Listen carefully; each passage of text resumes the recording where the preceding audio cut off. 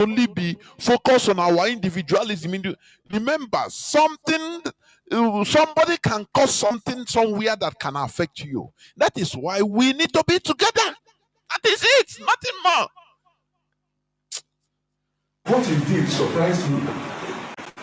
Because some of them will stay there and say, what the police are doing this and that. Some of them will stay there and say, what the police are doing this and that. But he's coming has helped down the tension. He is telling them that even the police is happy. The governor, he doused tension after burning innocent people's goods and killing an Igbo man. He doused tension. Do you see that? Tomorrow, the same story.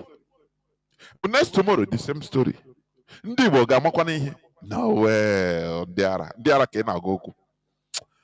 Say, let catastrophe come now, strike on everywhere. I said this thing that happened in Urum. Anyway, let me finish playing it before I continue in detail. I want to commend the government because seeing is believing. The effort that they have made since then. Because there was tension in Kanu, and anything that happens in Kanu affects the whole Nigeria. Like what the leader of our community said, I know I've been in contact with them because I am the national chairman of ethnic traditional groups in Nigeria, inaugurated by the Sultan of Sokoto and all the leaders. Buhari gave directive for that, and I was inaugurated in Kanu. All of them came to Kanu, and we have been working together. So, what I want to say is that we are Nigerians, and we have to be our brothers keeper. Wherever you find yourself, stay here and salvage it together. Killing is not the solution. What is required is good leaders. So I want to thank once again our leaders and pray that this type of thing will not happen again. And like what has been said earlier, let there be justice. Justice will help to kill this man because I am a grassroots leader. I know the people that have been calling. I want to present the number. I have to reply. Not like that. Let me leave it here. You have to thank, always thank it. But we thank. Even in pains, they are thanking. They are apologizing in order to be accepted. A time reaches, you say, no, this thing is nonsense. Let us kaime once and for all, honestly.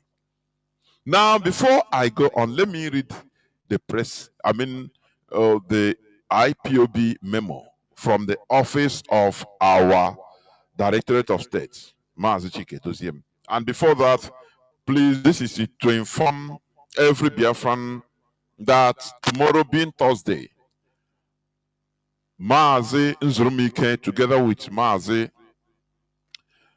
Abanyem, the European rep, they will be addressing Biafrans here on Radio Biafra, London. Therefore, that is our deputy HDOS, our deputy head of Directorate of States of the Indigenous People of Biafra, Mazi Nzurumike, and our European rep, Mazi Abanyem. They will be on this platform tomorrow by 7 p.m. Biafra time to address some issues and broadcast to Biafrans. Therefore, do not miss the broadcast tomorrow. Whereas on Saturday also being, I think, the 5th, Mazi Chinas Anwuru will be here on this platform to address Biafrans. Therefore, do not miss all these broadcasts, please.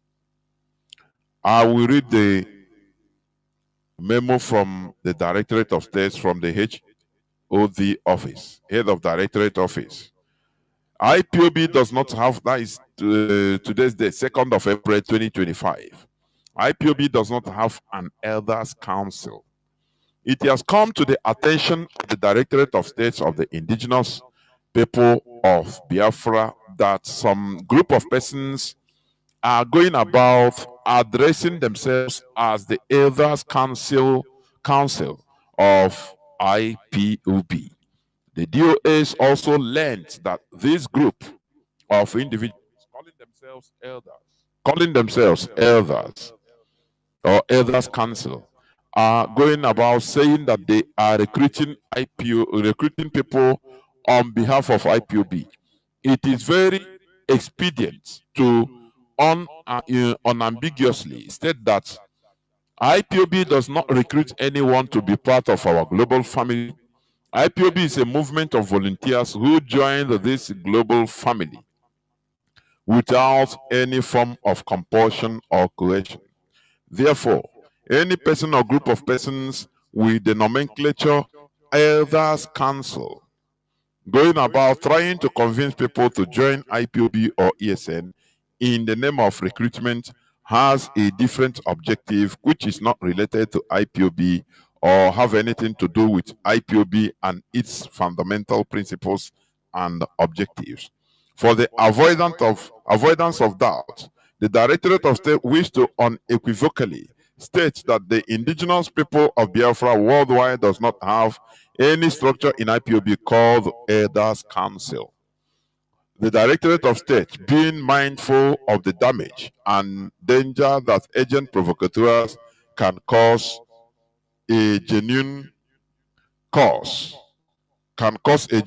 such as ours, has deemed it very imperative to alert IPOB families worldwide with special emphasis on those in Biafra land and the public at large to be aware and steer clear of the so-called Elders Council for their own safety and security. The enemies of our freedom are not resting, so do not allow yourself to be made a victim again. Signed, Mazi Chika Edoziem, Head of Directorate of State of the Indigenous People of Biafra. You've had it in people, if any person come to you say is a Elders Council, they want to recruit you to be of IPOB or ESN. Know that these are Nigerian agents. Anywhere, whether in Biafra land or in the wider zoo or anywhere in the world, they have come again. Again, because our enemies are not relenting. They have, tomorrow now, some of you will say, no, we are confused though. Or now they hear them now. We are confused. This is Elders Council, maybe IPOB, not the same thing now. If you go, waiting, you see, these are Nigerian agents that are recruiting. If it's in Biafra land, you meet your Waterloo, now you sabi. Because none other know here. Many of our people they know they hear. Where they are going is where they what always attract them is that thing that will kill them. That is where they attract, they go. Many months back, you are hearing, water, on our shot everywhere. I say, hey, I leave them now, IPOB, and I know they do a beg, now them, You don't know when Nigeria agents, Secret Service activates their agents in order to use it to destroy our genuine cause. You don't know. You don't know. What attracts you always where that death, where you will destruction, that is where many something that magnates them. Because they want to see somebody doing abracadabra. Magic, telling them what oratory, what you want to hear, what will make you happy. Nah, I'm recruiting you. We are Elders Council, so that Biafra will come. Don't you know that the Biafra is coming in the next three months? So that you come and fight for Mazi and Nnamdi Kanu. Know that all those, any person that comes tell you that, please, run is never IPOB. Why are these people using IPOB name and ESN? That is something, it's something that you should, as a wise person, You are. Why can't, if they are using any other name, they form their own group and be talking? No, there is no problem about it. It's not our concern. If they call themselves any name, any other name, now be doing anything, that is not our concern. What concerns us is IPOB. Are you hearing it? But ask yourself, why is it that they will not do that? Instead, how can we call we are IPOB? We are ESN. Because Nigerian government, the IPOB is the only pen in the ass of Nigerian government. They know that we are genuinely committed to what we are doing. So they want to destroy it at all costs. That is why they use agents, they activate agents to pay them. So, yeah, use this name, be doing this, so that anything that happens with target is IPOB, is ESN. Nwekwe uche nwa onye Igbo nwekwe na nwa uche biko ọhụrụ uche ị ga-enwe oli ọhụrụ uche eji akpata ego oli a na-azụ ekpọta dọgide kpam eyi nweta na ego onye egburu na Kano ọmadata ya ọ ga-anwụ. He didn't know. A full grown youth na-agba mbọ. He didn't know. Mana na-agwa were nwayọ nna lele ka anyị nọrọ in a bunch so that there is something in who are you talking na beg godo na-achọ ego individual money kpama kutuo ya n'ugwu awụsa nke ega ọma ebe ọ nọ now. Does he even know his name again? He always a vanity today. Kaya gonna pay forever. Pay. You see that? That is how the world is. It is only we that can remove ourselves from this quagmirish situation we are in. That is it. Only we, nothing more.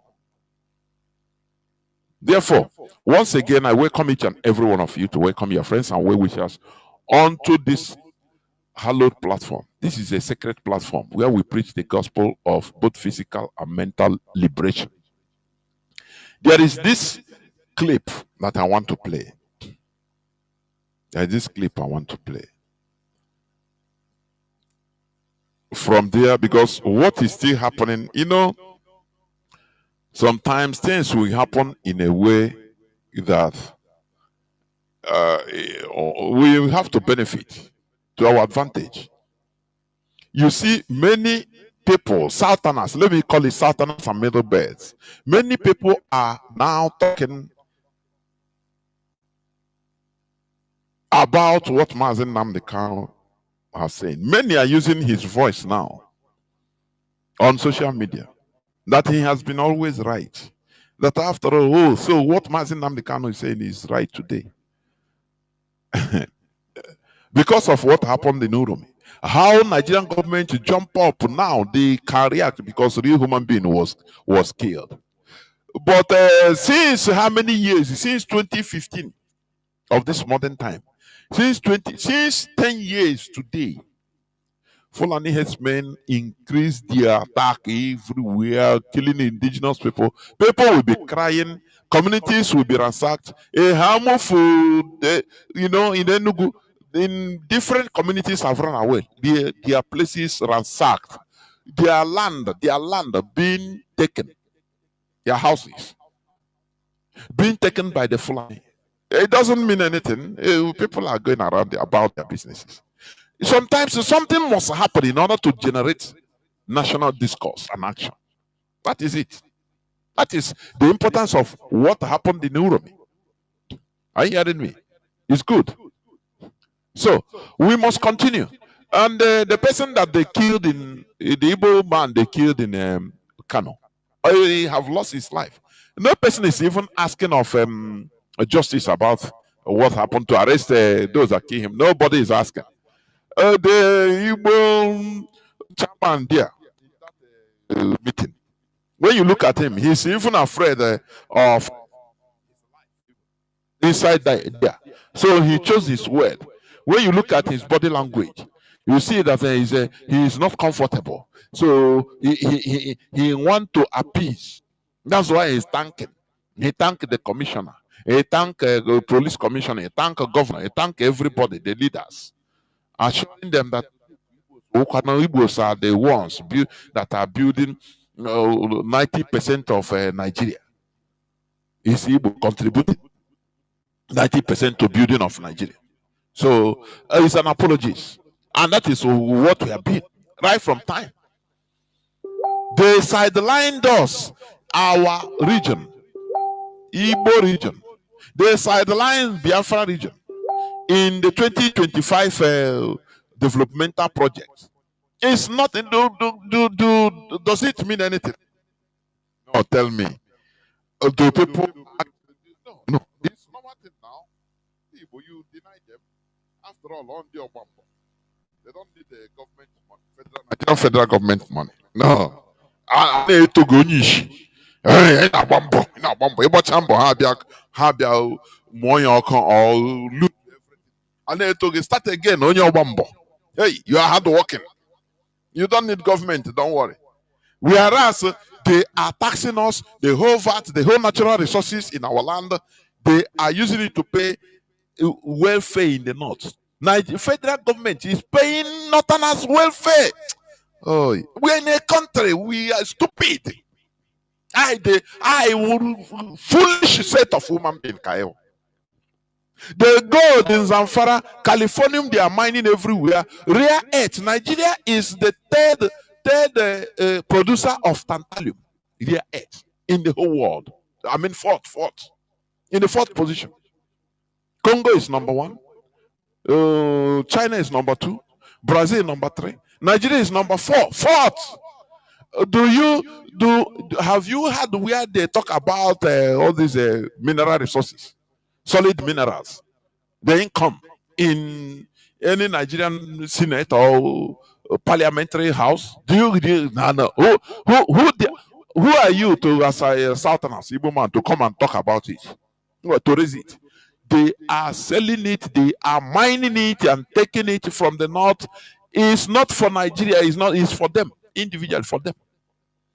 But what is in our land is for everybody. And they are using it in order to pay welfares to Almajiris, to people, to their old men and women in the north. In the same country, you don't know. It's very sad. It's very, very sad. Very, very sad indeed. The hardest thing to do is to open the eyes of black man. To activate, to tell them, to make them understand the reality that is facing them. That is for them to accept, to see the reality that is facing them. That is the hardest job on earth.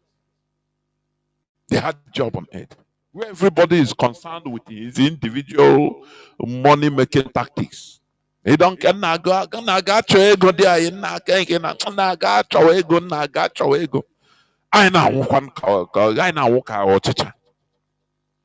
I know everywhere. In Malaysia, how many Igbo people are in jail? In Thailand, there are people that are sentenced to death. In Vietnam, in Cambodia, in the whole East, I mean the whole Far East, Middle East, in Near East, in North Africa, in African countries, in Europe, in America, everywhere.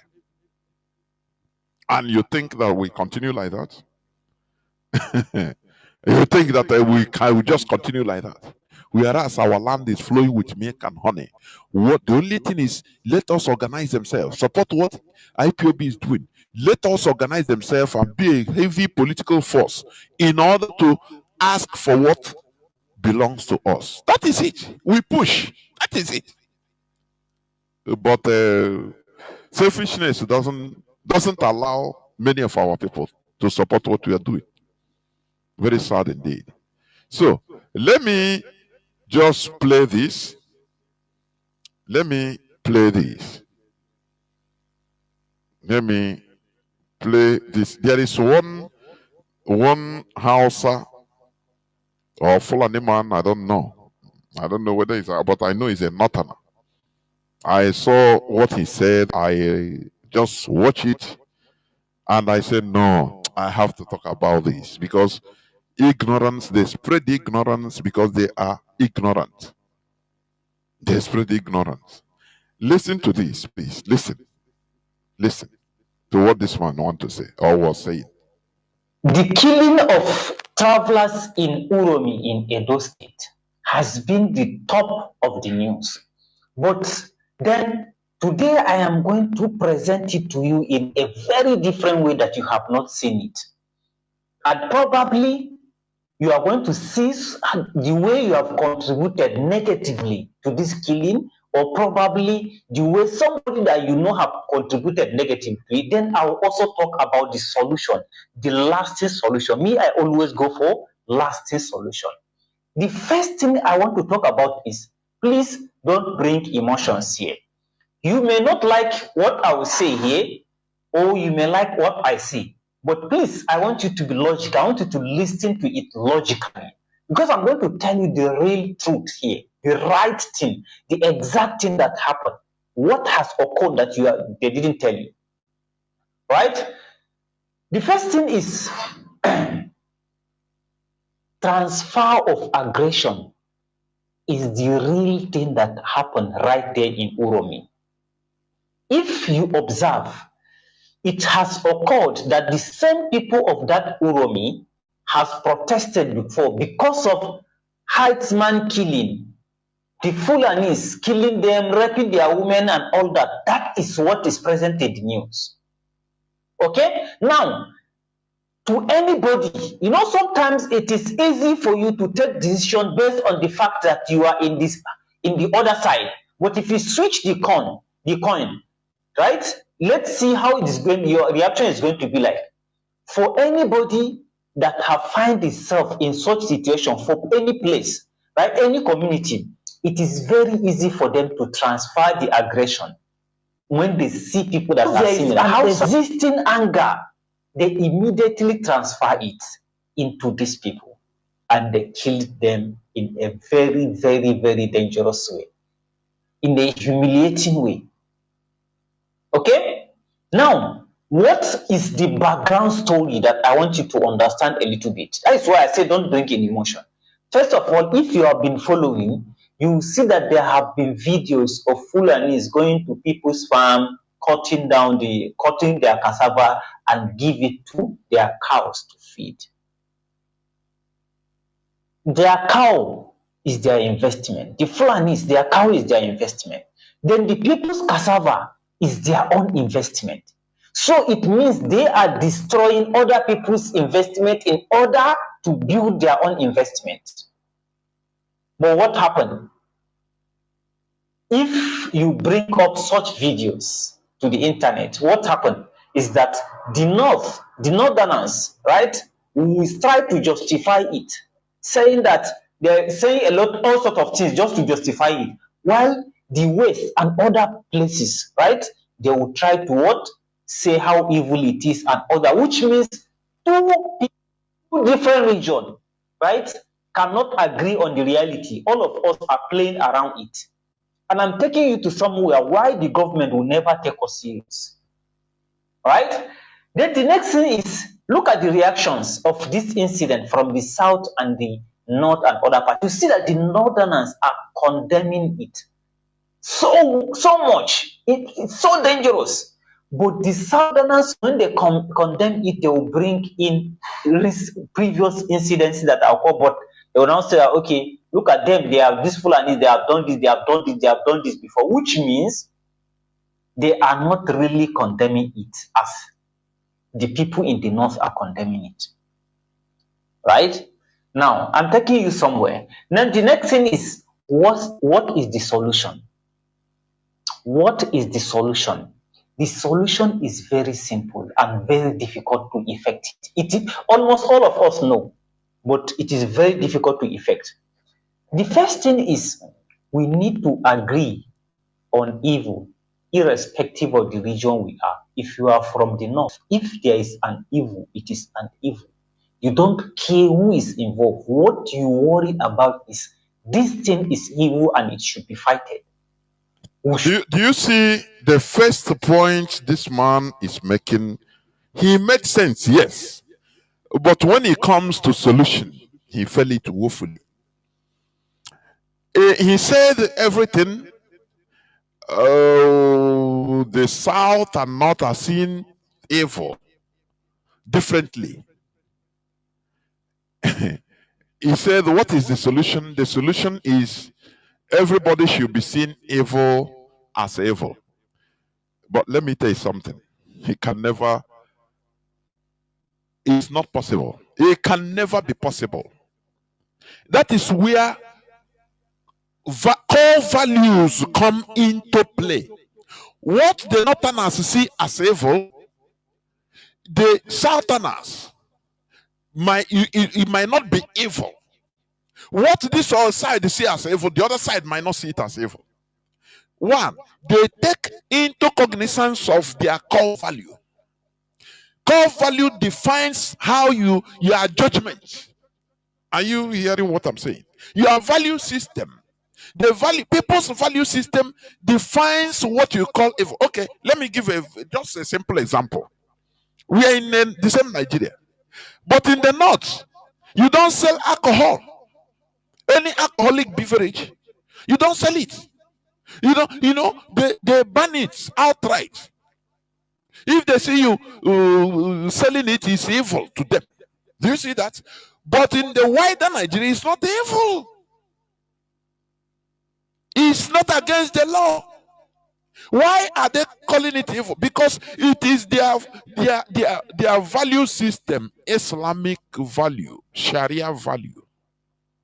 So when they see you drinking alcoholic beverage in Kanu and they torture you, they might kill you, they will not see it as evil. Do you see that? Because it's against their value. And you are in their land. Now they will quote Quran and say, no, Quran says it's a lot of God. So no person can argue it. It's a lot of God. So we have to kill him.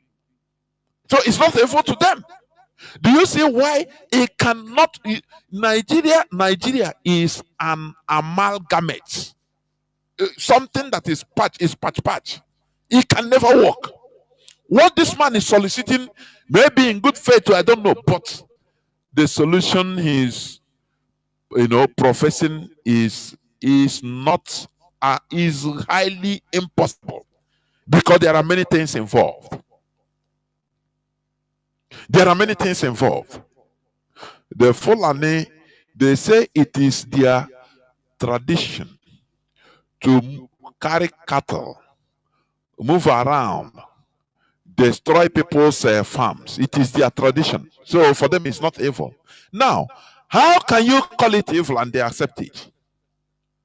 The only solution is okay, take your country. We separate from you so that we put our law, so that thing we call evil is evil for us. Those things you call evil is evil for you. You cannot, if we have Biafra, you cannot bring a cow and say you are moving around as a Fulani because it's your tradition. We say, know, our core value is ranching. You don't destroy people's properties. Do you see the logic? Because what the argument, the man brought up something, but the solution he professed is very, very shallow. Is very illogical. It is easier said than done. Remember, they will preach to you in the mosque.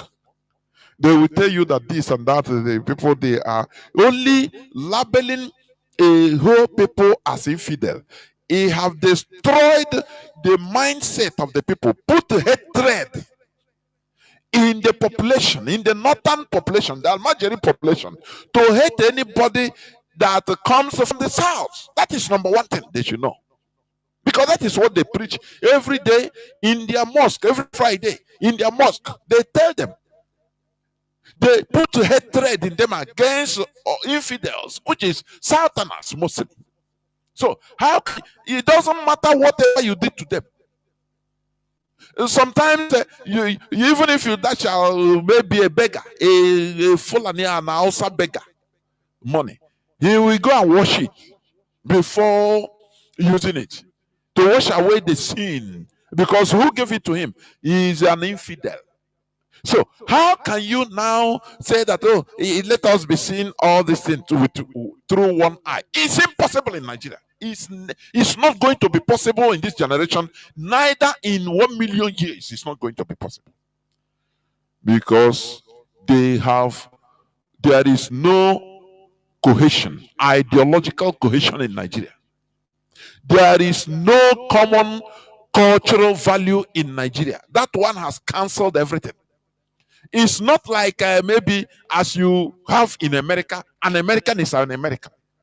He has the core value, whether he's a Muslim, whether he's a Hindu, but he swear allegiance. As an American, you have one thing, one focus in mind. Your religion, your belief system comes second. America is number one. The same thing like France. The same thing in England. The same thing. But in Nigeria, it is not like that because there is no nationhood in place. Number one. That is what all these people should understand. Had it been I have the phone number of this guy, I will call him, say, please, let me educate you. This thing you are soliciting, you are just saying it in order to make people happy. But it can never happen in Nigeria. It's unobtainable in Nigeria. For everybody to be seen evil as evil in Nigeria, it's no. Fulani, they have an agenda of conquest. So killing infidel is nothing to them. And that is why whenever there is Fulani attack, Fulani terrorist attack, killings, then they will give order from above that the military should not go. Do you see that? Because the lives of infidels is nothing. It is meant to be conquered. The people are meant to be killed. Look at the clip I played. The Igbo Union leader in Kanu. He was not even asking justice for the Igbo man being killed. He's even happy and thanking the governor and the commissioner that they quell the situation. Though they burn some goods and they kill one man, it's only one man, which means his life does not matter. Do they arrest anybody? The answer is no. So how can we continue living in a place like this? Let's continue listening. To collectively fight it. If you don't care who is involved, what you worry about is this thing is evil and it should be fighted. We should collectively fight it. If a Fulani man come out with video on the internet tomorrow that, okay, this video is cutting people's cassava and all that, we should collectively fight it and ensure that that Fulani man is brought, the guy is punished under the law. Who will punish him? Let us ask this man, who will punish him? Even from the highest places, one of the highest voice, Kunle Olanwumi, he made revelation. He came out to talk. He came out, even breaking protocols, because he said he is in the class of the intelligence. He's in the class of military intelligence that should not be seen. That nobody should know that he's even existing. But because of what is happening in Nigeria, he have to come out to reveal himself.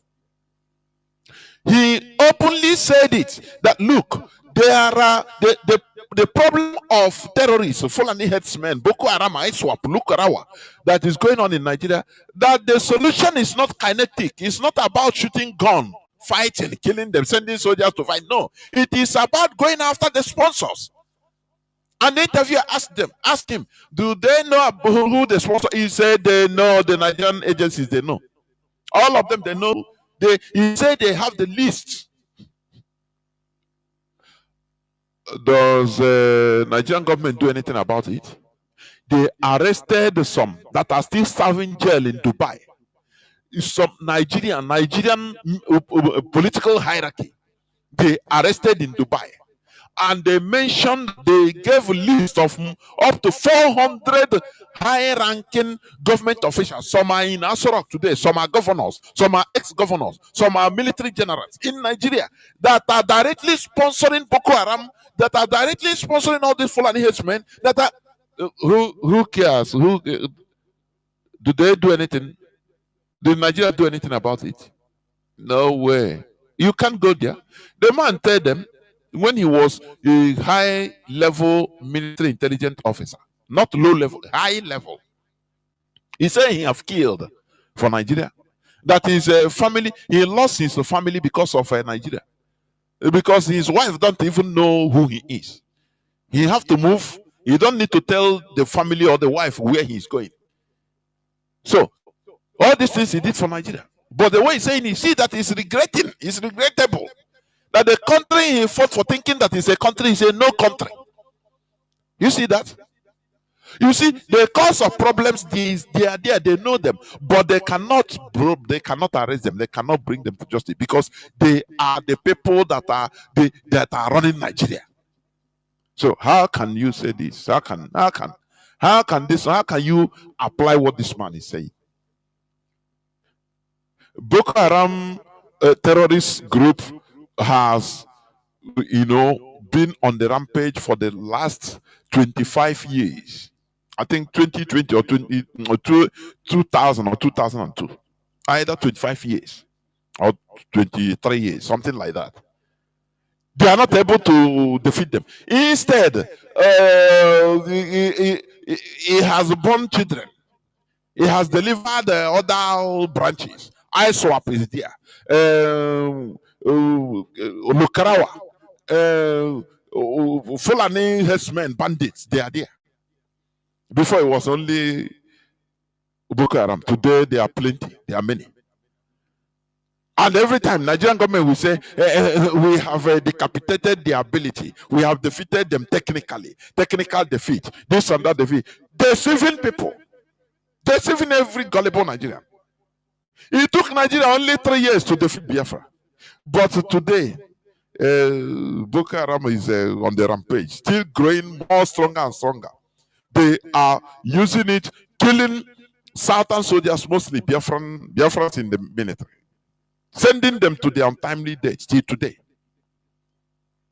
And you are telling me this man is saying something, just he's saying it on a paper, on a book, on social media, just for saying sake. Practically, it is impossible. What he's saying, it is impossible. Are you hearing me? Because the creator of Nigeria made it to be so. Britain made the North to be a perpetual majority in the Senate, in the Parliament, by giving them minimum of 52% to a population that is lesser than the South. Britain, I'm telling you. Any person that is saying no, Britain, it is high time we say we dislodge and stop talking about Britain. You are lying to yourself. Maybe you are ignorant. What Britain, the legacy, what they put there is what is haunting us till today. And they, not that they left, they are there supporting. What about 2015 election? Obama openly campaigned for Buhari and threatened Jonathan and push him out directly. What are you going to talk about it? That no, they are not inside. That is we, that the Nigerians should suffer, should do it. You cannot only. The only thing is for us to be exposing, for them to know that we know what they are doing. It is one of the solutions.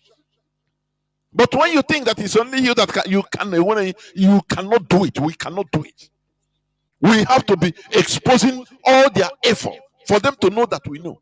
Obama sent his campaign manager to Buhari direct, and he on television, on screen, he campaigned for Buhari Obama.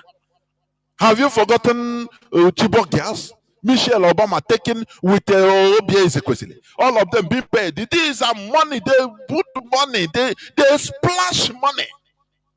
Don't you know that? They splash money. RBL carrying it on the head without understanding that they are using her.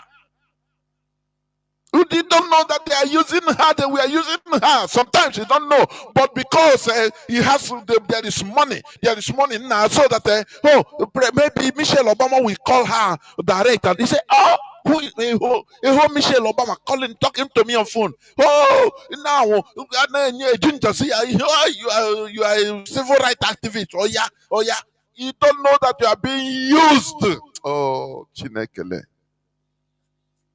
They use them, use her, bring back the girls, ricocheting all over the world. Obviously, rent that time. He carry it on the head. You know, there's something I see in Nigeria.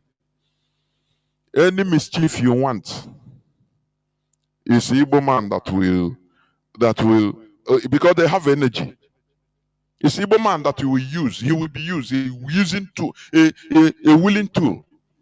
Don't you see the time of Francis Aton Zeribe?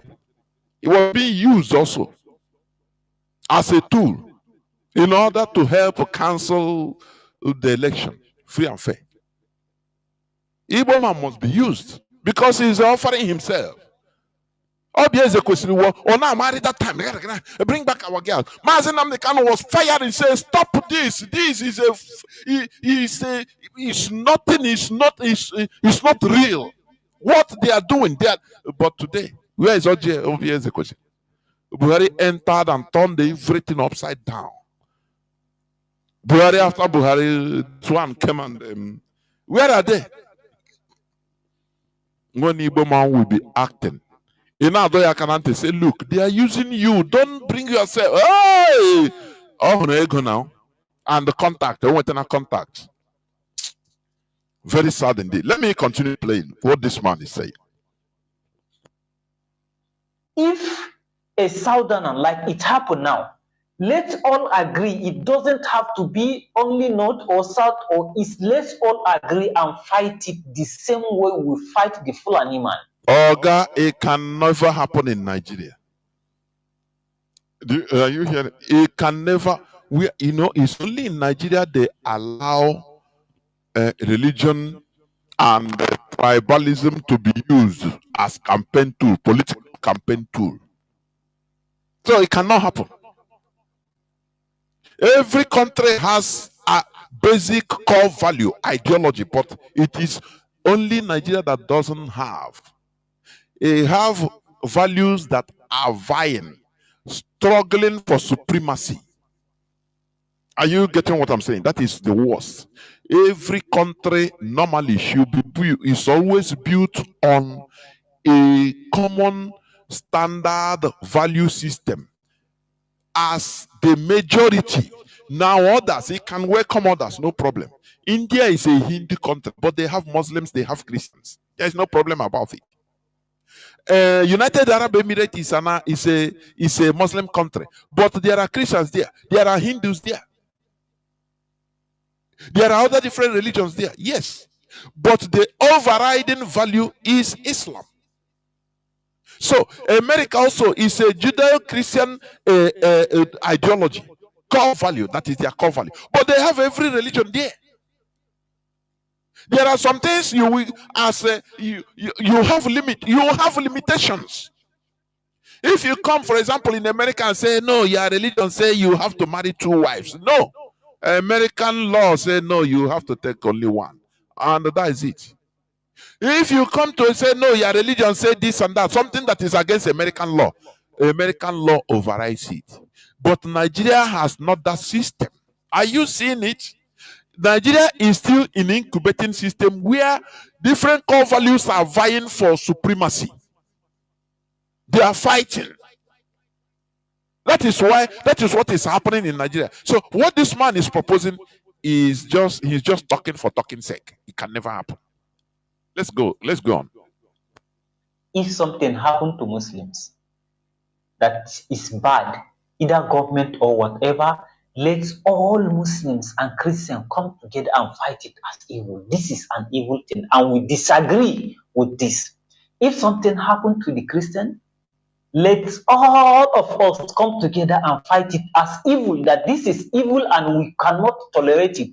If there is an injustice to some people, a group of people, let's say for instance now, what is happening with Shia people, right? What is happening with them now? It happens that you are not among them, but it is clear that this is an injustice. For instance, I'm just saying an instance, I'm not sure it is the lawyers that can decide this, right? Let all fight it. It doesn't matter, you are not a Shia, you are a Sunni, you are a Tariqa, you are a Christian, you are what. Let's all condemn it. The reason for this is this. The reason for this is that if we are always taking side because that side is not favoring us, then anytime that there is a switch, right?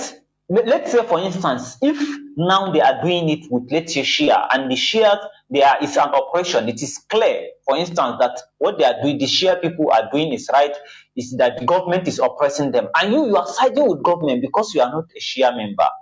Tomorrow, when the government come for you, Shia will also side with the government. That is it not what IPOB is preaching?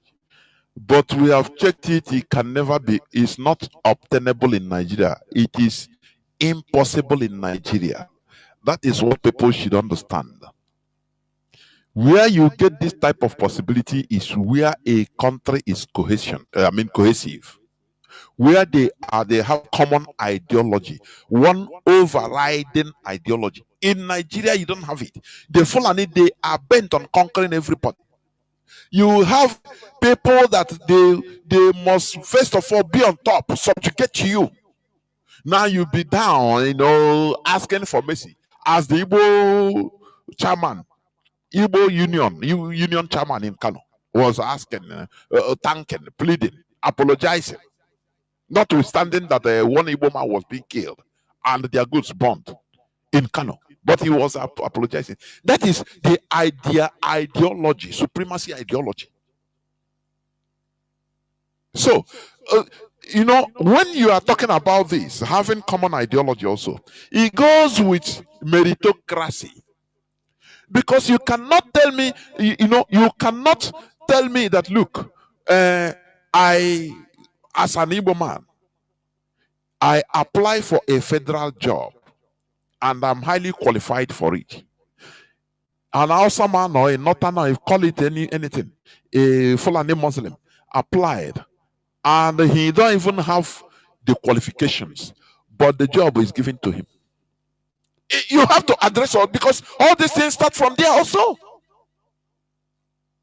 You have to address about natural resources that are going on into Nigerian coffers, or into Nigeria, being stolen from our land, oil and gas, and other solid minerals that is for Nigeria. And the Sultan of Sokoto, all the Nigerian Fulani military, and the Yoruba, they have oil wells in my land. But they are digging their gold in Zamfara, in Castina, digging rare earth in Niger State, in different parts of the north. You cannot see, they will never allow any Southerner, any Biafran to come near. It is not Nigerian property, it is their property. So you have to address all these issues, because it is like cobweb, it is like network, all are interconnected. Nigeria is not a nation. It is an entity, a contraption, where different nations are being forced to be together at gunpoint, and the power given to one foolish nation, the caliphate, the Fulani Caliphate. Britain is using them in order to subjugate and get whatever they want there. That is what Nigeria is. So when you are saying, oh, we have to join together in order to fight injustice or fight evil, even if it is against Fulani, against us, okay, we will start by also bringing meritocracy, merit. You take the best person for the job in that position. But do you have it in Nigeria? The answer is no. The answer is no. They give you quota system.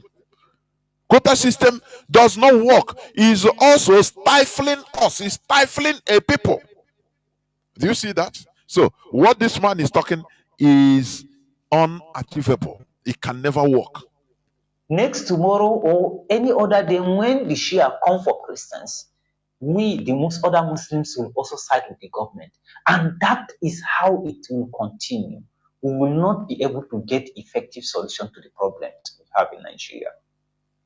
If something happened to Muslims, let CAN, the Christian Association of Nigeria, come out and defend and say it.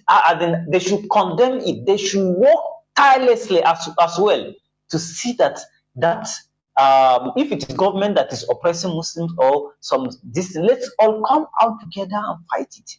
If it is Christian that is being oppressed, the Association of Muslims should work hard in order to ensure there is justice. Justice doesn't have religion. It doesn't matter you're a Muslim, you're a Christian. It doesn't matter you're a Shia, you are whatever. It doesn't matter if you are from the south or you are from the north. if you do not collectively focus on fighting justice, what will happen is that each time there is need for people to come together and fight injustice, there is going to be division. But that is it. Have you forgotten 2020 NSAS revolution? Failed revolution by Nigerian youths, mostly southern youths. The northerners prohibit their youth to come out. They even come out to support SARS, and SARS is still existing today.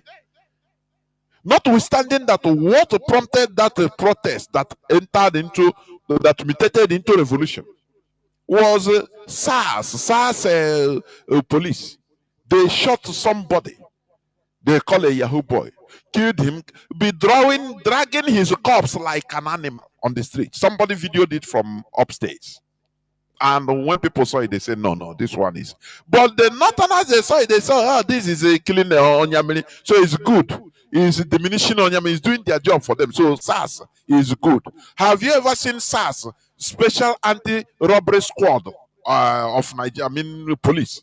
Have you ever seen them killing any person in the north? The caliphate. The Fulani caliphate. Have you ever seen them killing Al-Majiri? The answer is no. They brought it here in our own side, in the south, to be killing us. So it's good for them. So this person, what you are saying is just, he's an Hausa man. When you look at him, whether he's a Fulani, but I know he's a Northerner. Oh, he's just saying for saying sake. He's very shallow. His argument is completely shallow. Because when you go deep into it, you know, this thing is not obtainable in Nigeria. Because Nigeria is created in order to be what it is today. Nigeria is created for the benefit of the creator. The creator is Britain. So they have the final say. They have the benefits. Look at Tinubu. If Nigeria is a country, Tinubu will never be the president of Nigeria. The CIA, American CIA, said openly that Tinubu is their asset. A serving president of a country that is their agent, is their asset. That revealing his past will endanger other CIA assets around the world. They will no longer have trust on working for CIA. Do you see that? So, what are you talking? When people are talking about Nigeria, let us be realistic about Nigeria. Nigeria is a no country. A no country. It's not a country. It's a zero country. That is why we call it zoological republic. It's not even zoo. It's a jungle created by Britain. Where there is still the crude oil, petrol. Where the point of transmission of petrol, loading petrol, you have no meter. When Mazi Kanu was saying this, I thought it's just, it's just exaggerated. Before God and man, until I read it, I had it from a high-ranking NNPC official. I say, Chinekele. That there is no meter. They don't have meter. They depend on Shell and all this Shell to declare. They can take 5 million barrels a day and declare that is only 1 million that is being pumped out. And they will write. And it's only 1.5. Inside that 1.5, they will still have. And bring the caliphate will still half of it, 750,000, and declare 750,000. Inside that 750,000 barrels, the money they will still half of it. So you see that what is sucking our blood is too much. It's too much. That is why they continue making Nigeria, putting it, leaving it that way. It's good for them. It's good for Britain. It's good. Bill Gates, any experimental drug you want to bring it to Nigeria, they just small money and they human beings plenty now. They will vaccinate. Today is the GMO that GMO seedlings that they are pushing in Nigeria, pushing to Nigeria. Sponsoring. That is one of the reasons why they are sponsoring Fulani herdsmen to continue destroying our natural crops, natural seedlings, so that we go on. They will sentence us to artificial famine, artificial hunger. People will become afraid to farm. Don't you see what is happening in Enugu? The best land The highest, the best land, they fall and they go there. Don't you see that? Do you think that start of just ordinary?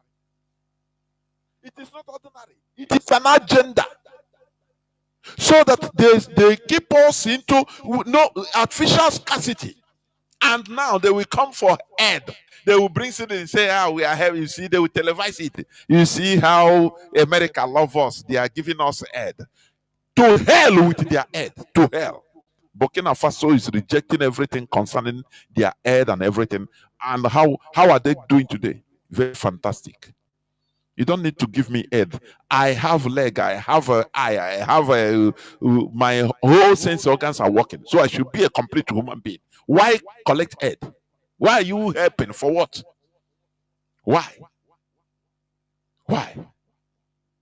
So you see that what this man is saying is non-practical. Let me finish it. And once there is division, that is where the government is going to be using, and that is how they are going to continue to destroy the country. Had it been that Muslims, not Christians, the Northerners, the Easterners, and the Westerners used to fight collectively for common problem like this, when this incident happened now, when everybody come out, those people from that Uromi, they will nearly run away. And people will not try it again. This is it. The division is what is causing everything that is going on. What about the Fulani herdsmen killing everywhere? What about it? People shout. Look at Benue. Look at Otukpo. When we talk about Benue, do you see the smart thing they did? When we say Benue, we think that most of the people that they are slaughtering are Igbos because they carve them into Benue. So we see them as far. Oh, they are Benue. You don't know that it is our own brothers, Ndibo, Otukpo, that they are dealing with. That is how they want to seclude us, isolate us into pieces, so that they will be taking us one by one. Other of their brothers will not know. They will call it, it's far, it's Benue now. It's a geographical Benue state. You don't know that these are Igbo people mostly that they are dealing with. These people, they don't know who to call. They call it no way. Igbos say no, they are Benue people. They are not. But they are the ones dying, suffering. From there, they enter Enugu. Don't you see how smart they are? They dissected us into piecemeals. And we, being foolish, we take state as it is our what have been there right from the word go. We now take state. I'm Imolite, I'm an Anambrarian, I'm a Deltan, I'm a Rivers man, Bayasan. Very stupid set of people. I'm telling you. You don't see even the Hausas being radical. State radicalized as we mostly Biafrans. You don't see them. Oh, I'm Hausa. I'm a Kanu Hausa. I'm not Kaduna Hausa. Kaduna Hausa. They are different. No, they are the same thing. But in our land, when they kill, they say they are killing themselves in the north, in Benue. Look, you don't know that it is your brothers that are being carved there. The Igbo communities that are being carved there are being ravaged. But because they are now called Benue people, you now disregard them. After all, the wiki are even. What is happening in Hamufo? Does it matter to somebody in Abia State? You say, it's fire is in Hamufo. Somebody in Garawa here doesn't care. From there, we enter Ebony. From Ebony, he enters Abia, or Abia, one after the other. Oh, God. Oh, we are in danger. We are in mortal danger. I'm telling you. Unless we start reacting. And reaction comes from this awareness we are creating. Reaction comes, we start from this mental awakening. This awareness we are creating here on Radio Biafra. Let me play one clip again. One Yoruba man that says something. I want you to also listen before I open the line. Just listen.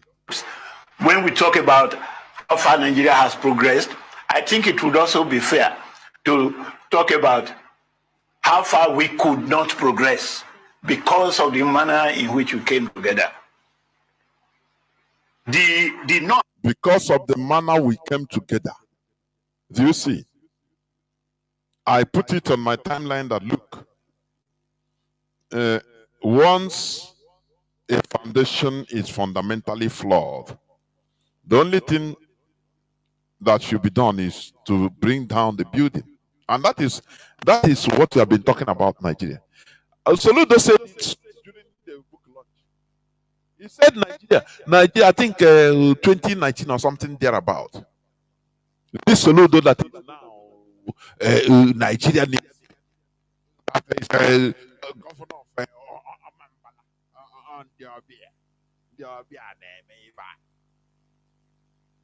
he said it, that Nigeria mentally, Nigeria is just like building a skyscraper. Nigeria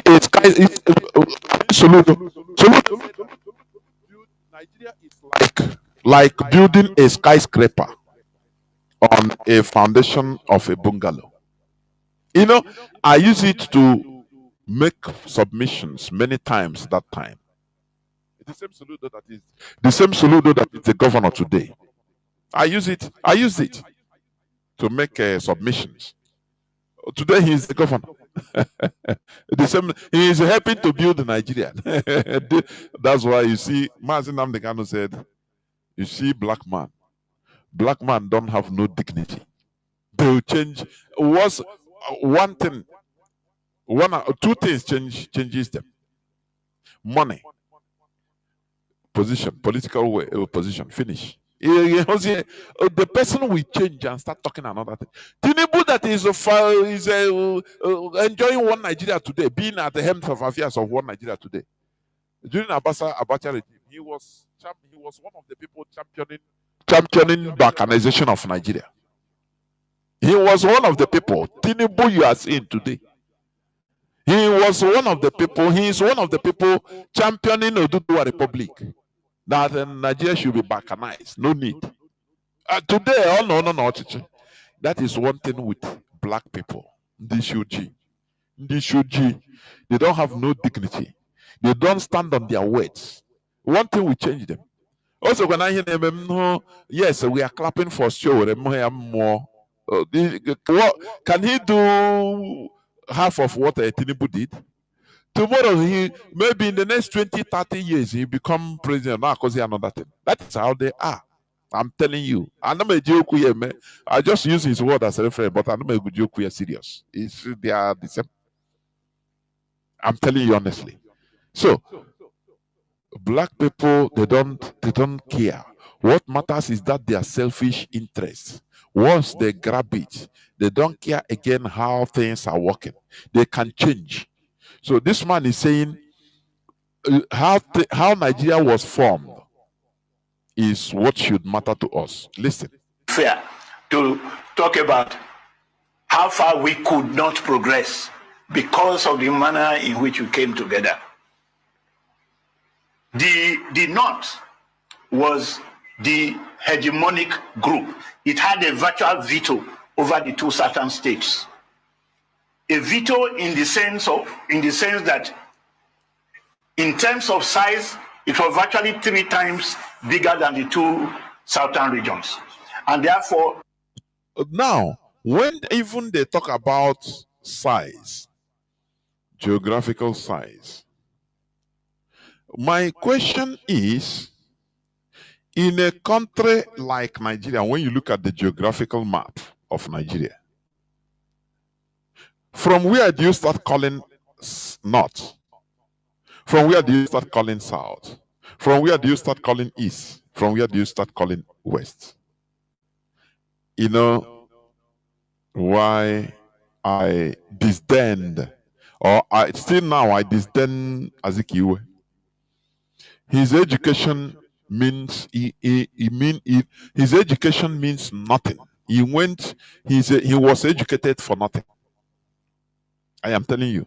Because normally these are questions that should be stipulated. As a representative of a people, you don't neglect nothing. Any slightest thing you neglect, it will cause problem in future. So you have to start asking. You have to ask, but this thing you are calling not, why should not come down to where you call Benue today? Encroached in Enugu. If not that they took out some communities from Biafra land and give to Benue. Why should not? Normally, if you place a compass in Nigeria, it should be in the center. It should be in the center. Now, from there, you divide it two equal lines. There should be what is called north and the south. But they didn't do it. They came down and said, even down to our side, I say, all is not. So that is what gave them the audacity. And the bad politics of our people. Azikiwe too, the same thing. The very selfish politics of Azikiwe pursued our brothers, we call the Amazonians today. They ran away. When there was a plebiscite in 1962 for them, they said, no, we cannot join these Igbo people. They are selfish. Because of courtesy of Azikiwe. You know, many people, when people are acting because of sentiment. Here we say it as it is. Courtesy of Azikiwe. When they use tribalism to remove Azikiwe as in one NCNC, one election in Southwest, he said, okay, Awolowo would just pursue him out of tribalism. Use tribalism. Say, how can an Igbo man come to Lagos? The first ethnicity in politics, or tribalism in politics, or tribal politics, was played by Awolowo. He now, because many Yorubas massively supported NCNC and he won on the regional side that time.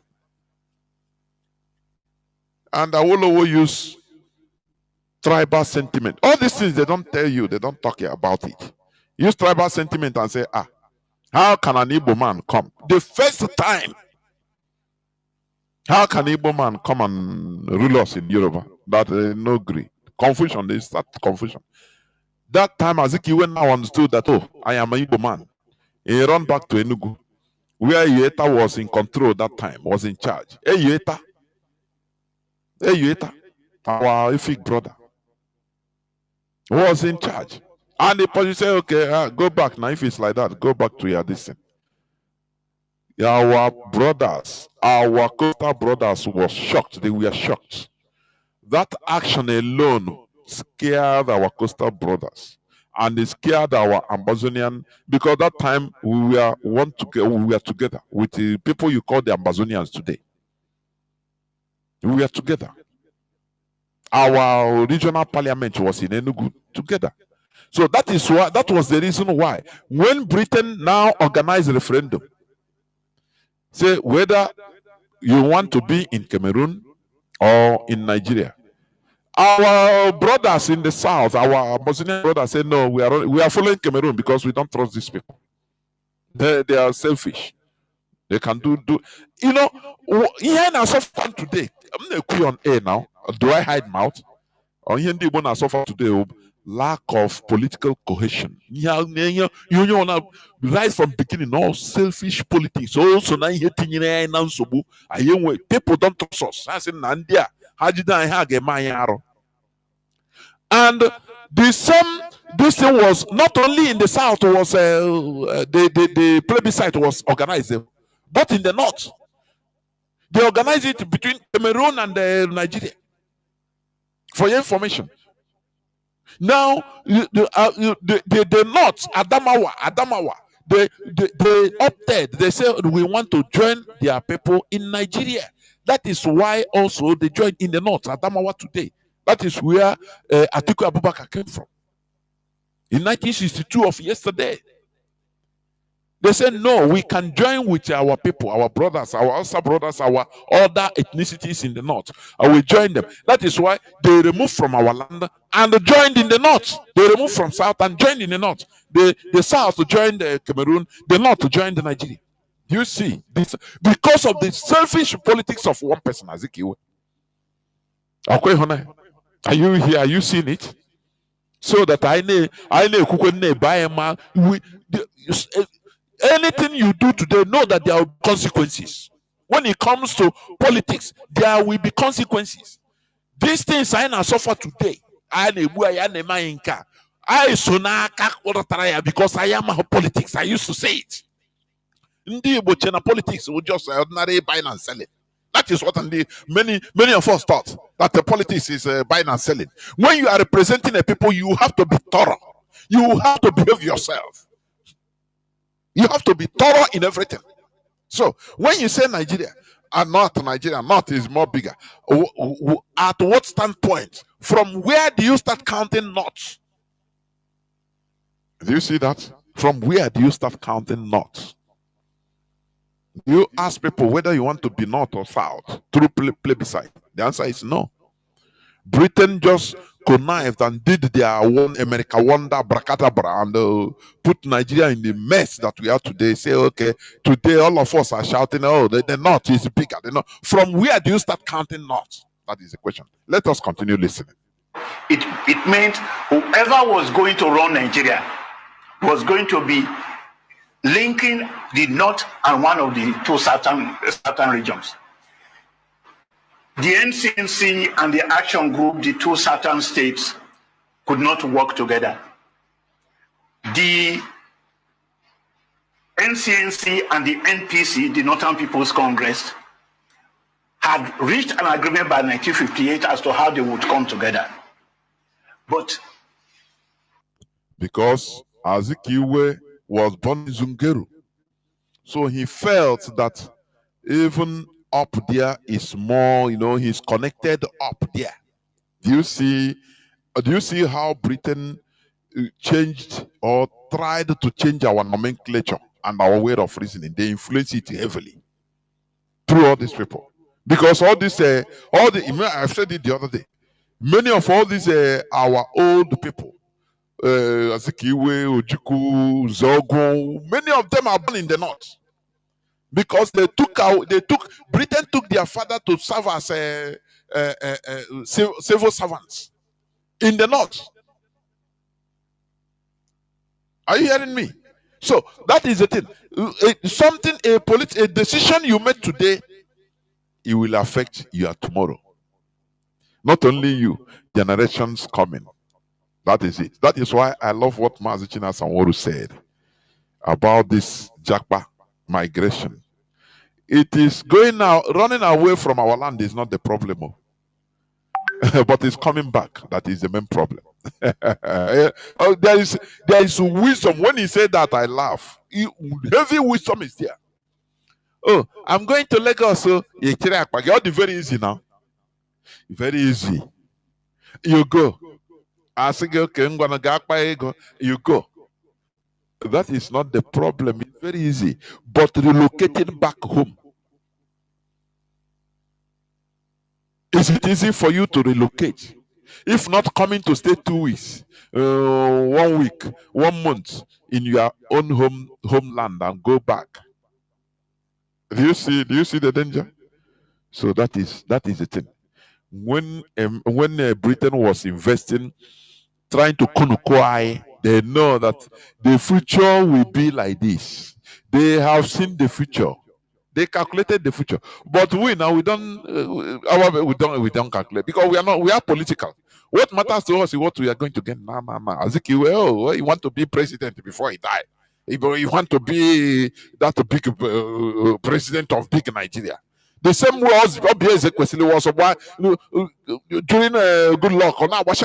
Hey, bring back our gas. He is the champion.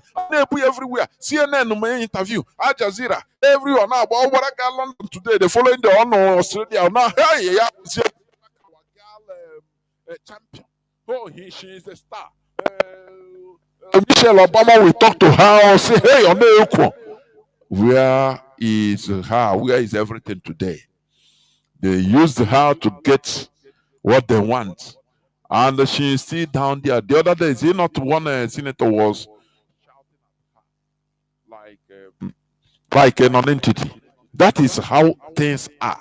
When you don't think about the future, I mean, when you don't think about the consequence of what you are doing today, or making anya home. Look at Ekperima today now. He's in court. In court, he will be claiming, trying to make the judge understand that he's a content creator. All those things he's talking, he's not serious. He's just making people laugh, making people to view his page and making money out of it. Because he thought that the world is like that. And we thought everything is a joke for us. Like this. As if he went to the Britain. He thought that governing a nation is maybe managing a company. He said, after all, I have ACB, I do this, I schooling. Let the British go. That's why he relaxed. He was relaxed. He didn't want to negotiate with the British. He didn't care. He said, I want to paint the picture for you to understand what happened to us in Yemen through our negligence. And it's still happening today. Now, these people are negotiating with Ahmad Bello. Oh, more, you don't know me. Leave them. Leave them. Let them negotiate anything. We don't care. Go school. We school now. These people, do they know anything? No be Nnamdi Sabi. I beg. Let them negotiate anything with him. The priority is let Britain go. Let them go. Leave them. Not even make noise. Once they go, that time we'll be in action now. He thought that is child's play, governing a nation. He don't know that Britain is talking. They know they have him in their hand. We are shouting, bring the money, support the ESN, so that there are people that are on standby, men, gallant men and women. They are on standby, ready to sacrificing their lives. Just support them so that they will be equipped. Just the same way the DSS officer, the chief of the DSS, Nigerian DSS, he said Nigerians should, defend themselves. They should come, get a license, get guns, defend themselves. It's viral. The video is viral now. Maybe I will play it during my break time. Are you hearing me? Typical Onyimbo thought that governing a country is like managing his shop. Anything he say, everybody say, yeah. You don't know that there are complications, sophistications, there are things you don't know in governance. That it's not as you think. Is what disturbed Azikiwe. Thought very simple mindset in the Igbo. In the Babkomi people. Leave them, don't worry, I will. Now they played him. He allowed Ahmad Bello to negotiate everything and got everything from Britain. They brought North to down, definition of Northern Nigeria now down to Benue. They collected everything. Sultan of Sokoto will become, for them to be in Nigeria, he have to be the chairman, the leader of the whole religious chiefs in Nigeria, both Christians and Muslims. Every type of religion. He is the chief, Sultan of Sokoto. He is the chief of all chiefs. Sultan of Sokoto. So all these things were negotiated with the British, and they say okay, and they gave Britain gave they conducted a quasi, what do you call it, simulation of war between the Queen, the British monarchy, and the Fulani Caliphate, and they were defeated. Britain in that mock war. And they carried the scepter, Nkpara Nigeria. They carried it with the flag, Nigerian flag, and gave to the caliphate. Azikiwe was not there. He didn't care about coming. He said, don't worry, anything they want, let them do. Don't let Britain go now. We will get all these things. I know how to, I get brain now. I know how to. Now, who get brain pass? Who get the brain pass? Debo. Sometimes in Igbo, I'm telling you, if not for IPOB, we are gone. Please continue listening. They could not, properly speaking, form a government until they had discussed how to share Nigeria. And the decision they reached, I keep saying this, the decision they reached was to give virtually all the big jobs that will be vacated by colonialists to one of the political parties, because in their constituency, that is to say in the Eastern constituency, they had a lot of educated people who could fill the jobs. The North made the concession, but that was also why Zik, whose party really ought to have produced the prime minister because of the number of seats and votes they got, had conceded that the North would produce the prime minister. On the American North, he considered. No, live in there now. Don't Nigeria, so that they will not run away. I will, because I want a big. I want to say as leave these people. Let us find out. Oh, say, oh, now what are you talking now? You know, trust me. Oh, a typical Igbo man. A typical Igbo man. Oh yeah, the person being killed in the north today. Oh, you can say now. Oh, you never now. Say now. Now beg, make I carry my goods. You know, concern me now. The Benin people now. You know, typically woman. Oh, well, no, my before you know it, ishi apugo. That is how we are shouting. Support to ESN. Only you boss again now. Can you boss Ukrainian? Nah, dear self. I beg. He have his police friend now. He can easily pay money and get a police entourage. Oh, what's that? Until he will be disappointed, he will start shouting if he's alive to tell the story. Support IPOB. You don't need to be an IPOB member to financially support ESN. You don't need to. We are talking it now because what is happening is not only against IPOB, the Fulani are coming after. The Fulani headsmen, what is happening is against everybody. It is to get a central command. Do you think it's easy? No. If you think it's easy, ask that Igbo Union chairman in Kanu. Does he have contact with his fellow Igbo Union chairperson in Sokoto? No, they don't have. Do they have a common meeting or common contact with the Igbo Union chairman in Kebi? No. What about in Jalingo? No. In Kafanchan? No. Everybody is separate. Do you think it's easy to have a central command like IPOB? Don't you know that we are broken record? That's why we will always be, grateful to Mazi Nnamdi Kanu to have a central command that, whatever that happens to IPOB anywhere in the world happens to everybody. Everybody will rise up. That is it. No, but do they care? Do they care? I think you wait. Don't worry. Let them conclude everything. Concern me. Once Britain come out, I will use the Igbo sense. Carry everything back. Then Aleka. And the leader, the Excelency, will produce a ceremonial president. That changed the chemistry of the Nigerian nation.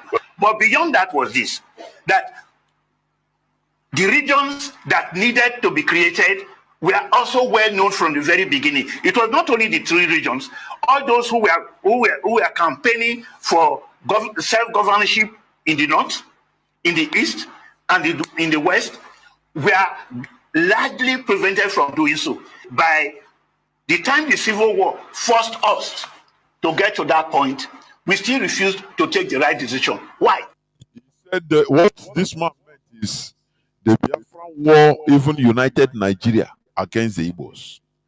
The unity they didn't have before. That is what it means in a nutshell here. I understood it. Go on.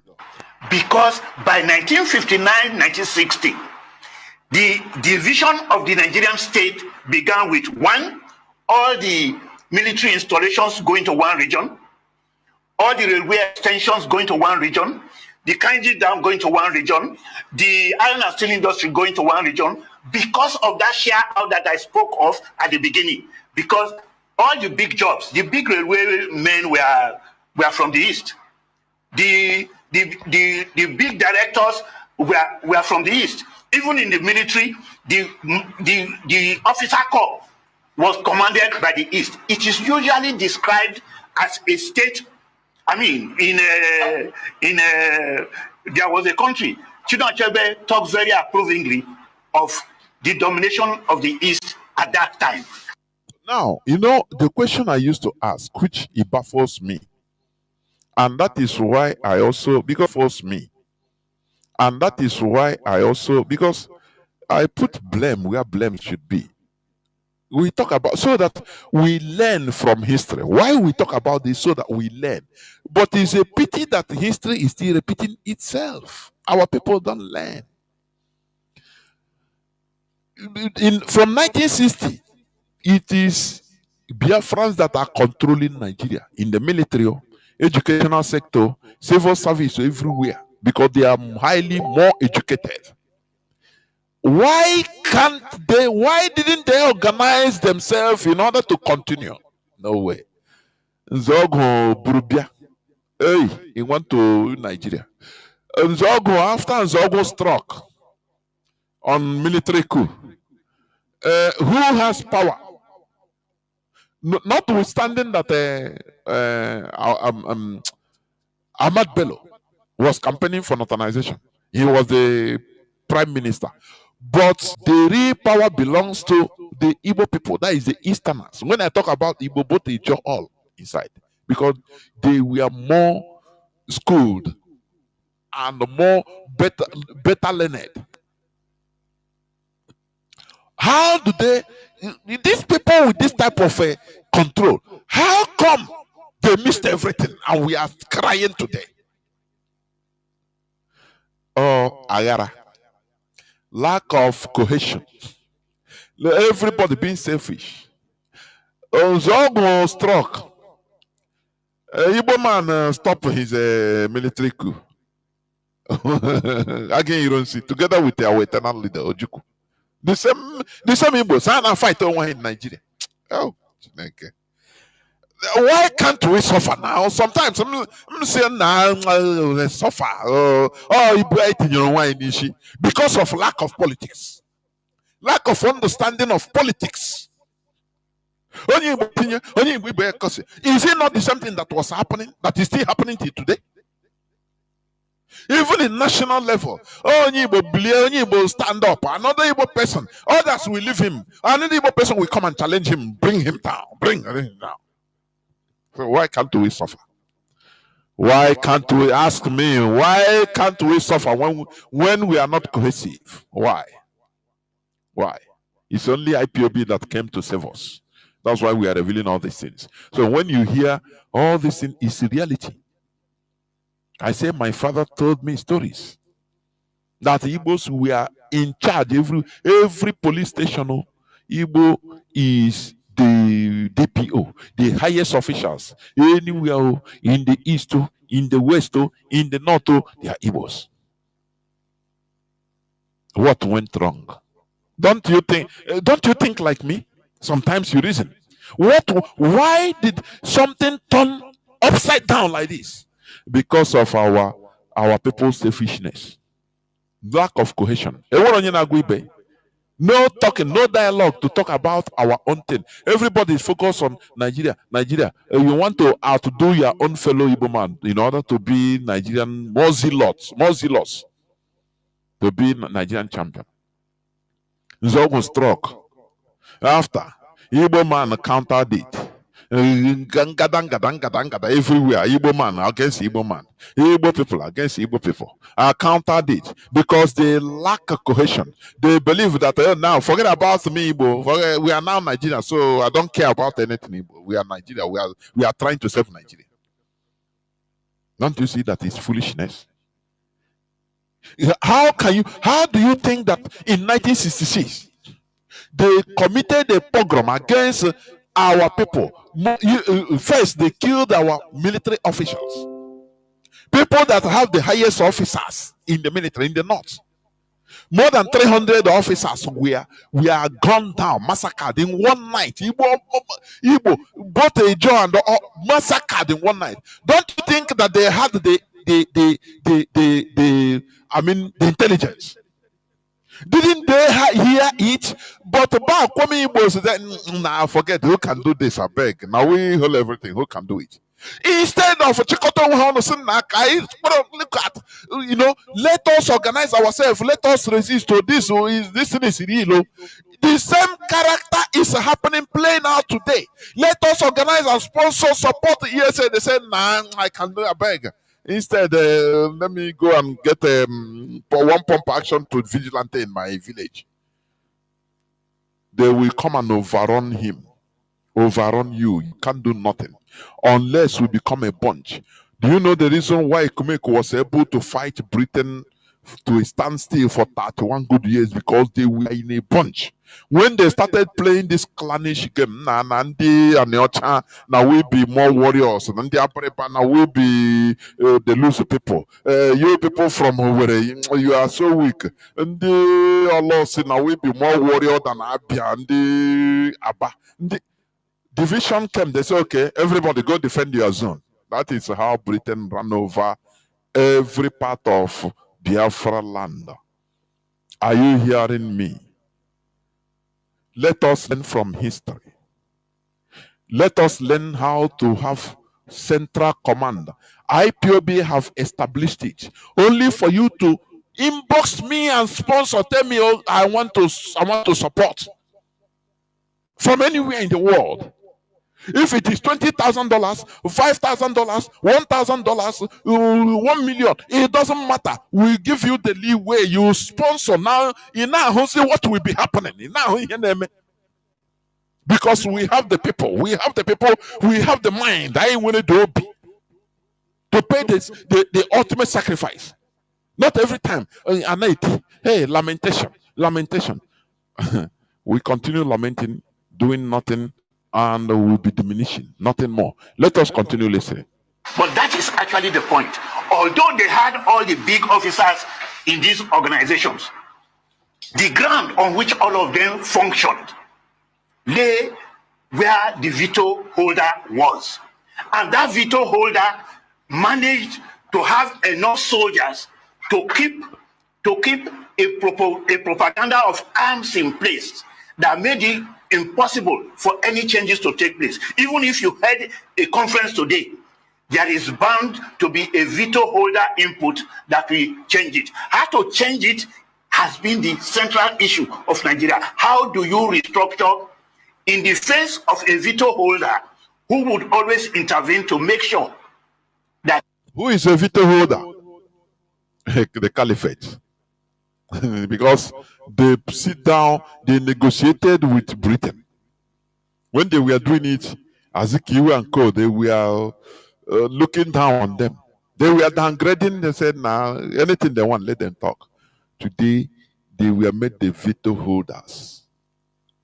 That is the very sad episode that keep us in a very miserable situation. Sorry state we are in today. We become apologists. We become appeasers. We become weak.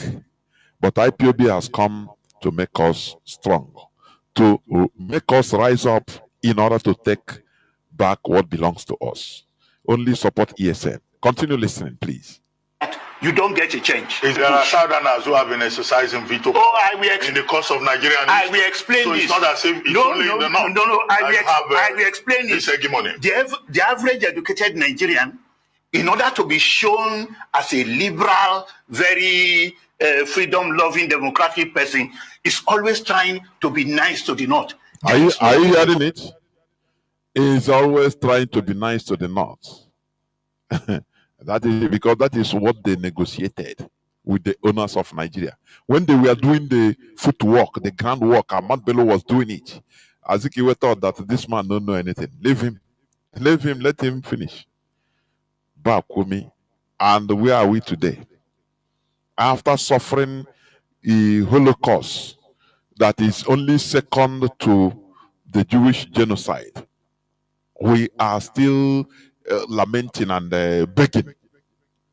You know, instead of asking for reparations, we are still begging, apologizing because of how we have made ourselves.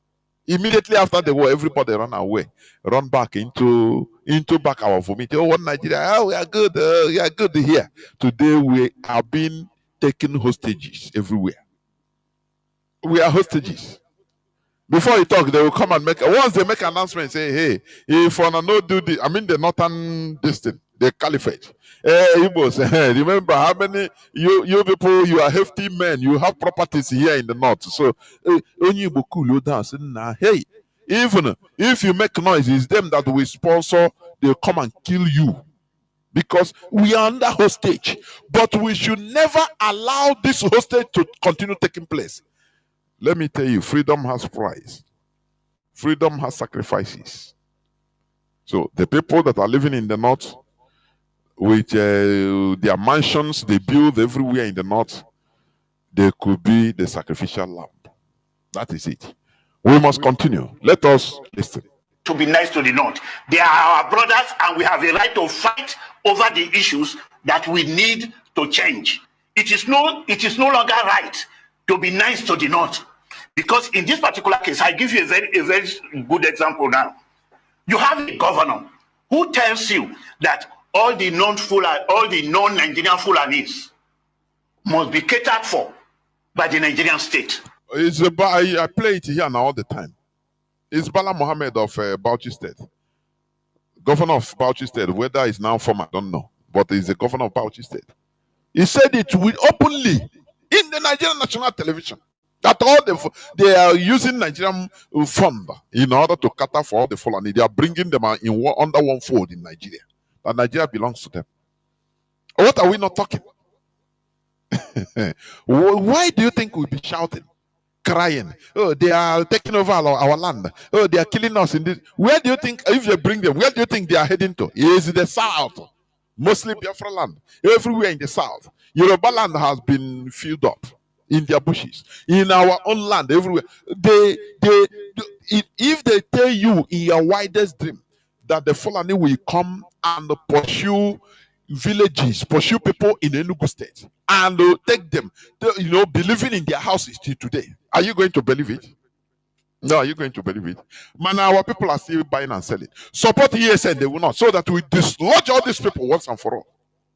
No, they are the ones that Igbos are the makers of Nigeria.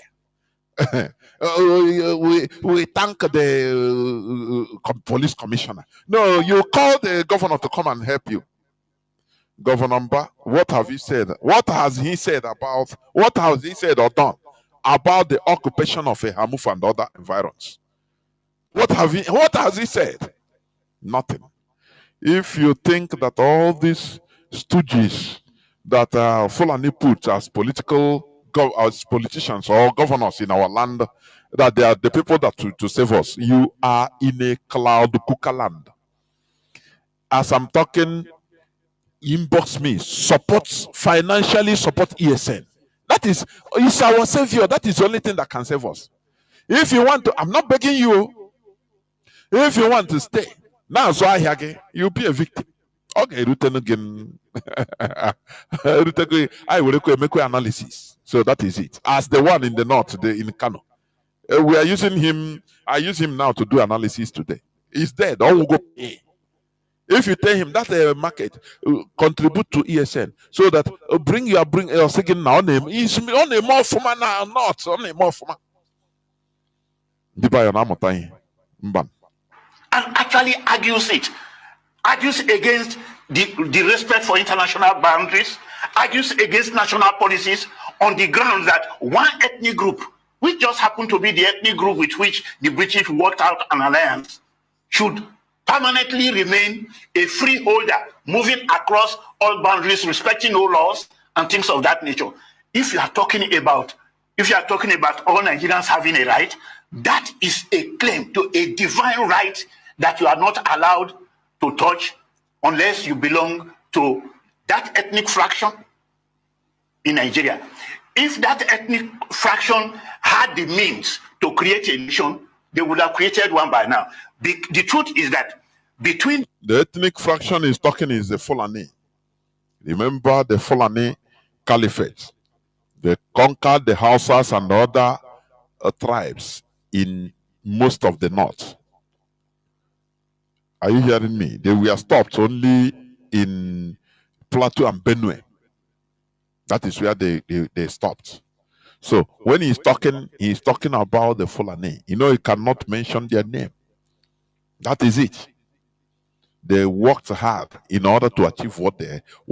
Ahmad Bello was radical. When you are negotiating with or representing a people, you have to be radical. Like Mazi Nnamdi Kanu. No, I don't agree. Waiting. You say put your life, no problem, because you are representing a people. But when you are a gentleman, and I hug it like a gentleman, you are nothing. Others, they will take the whole lion's share. They will say, this one, he no have any problem. Anything we tell him, he go agree. Politics. We don't know politics. The Fulani and the Hausa, there is a very badly structured sense of nationality.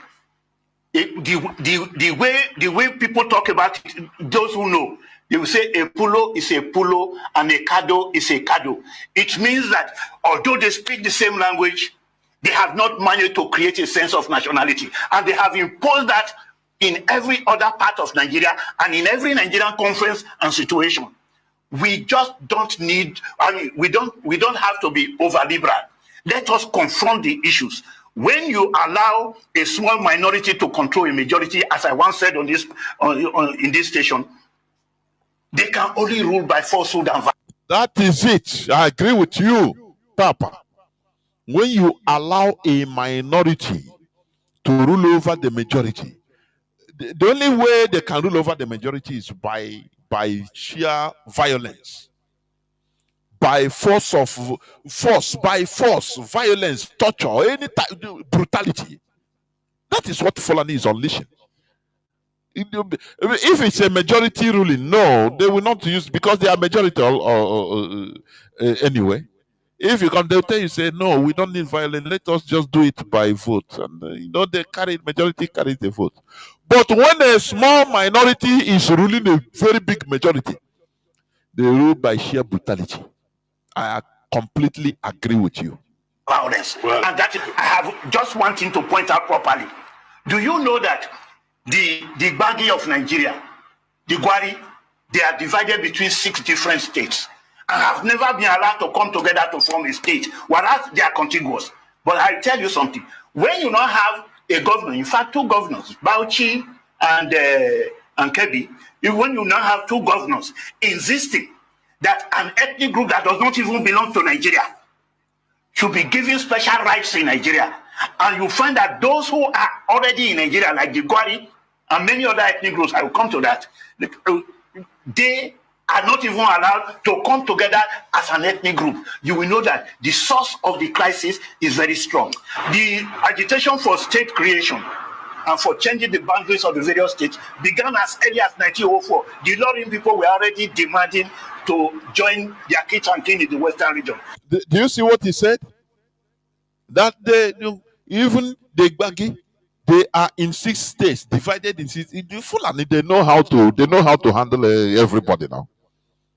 The same thing, they divided us. They want us to be divided. They remove Ikwere, Igbos, we call them Ikwere. You say you are now national. You are no longer Igbo. You are Ikwere, and they agreed so that they can deal with them.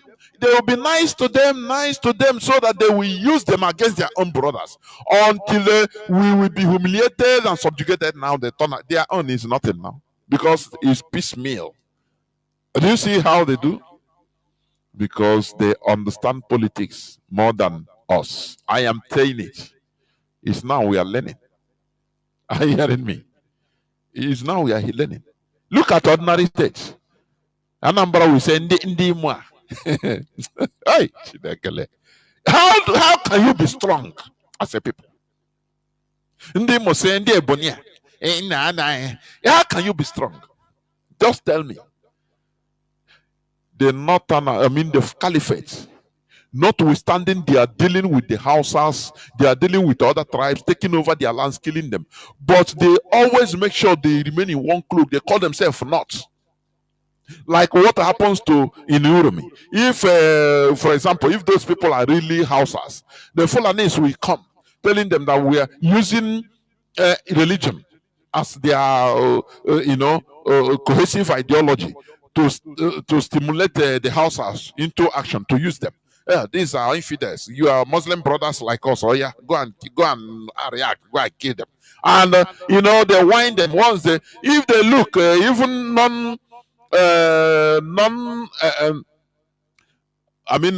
non-Muslims that are Northerners, they will tell them, no, you people are not. Do you remember during the election campaign, presidential election campaign of last time, one Fulani man came and addressed Northern Christians? Do you know? In the video now, you watch it. Have you forgotten? He said, it doesn't matter whether you are Christian or you are this or you are traditionalist or in the North. Remember that you are first North. They know how to manipulate now, but we know how to divide ourselves into single units. Very easy to swallow. As they themselves, they know if they don't get you in a religion in the North, I say, they now use a geography. Say we are all North. When they see that you are an Hausa Christian or you are an Hausa traditionalist, you are not a Muslim, they say no, forget. First of all, you are a Northerner. They must catch you with something, bring you down. That is politics. Whereas the same way we know how to divide ourselves into pieces.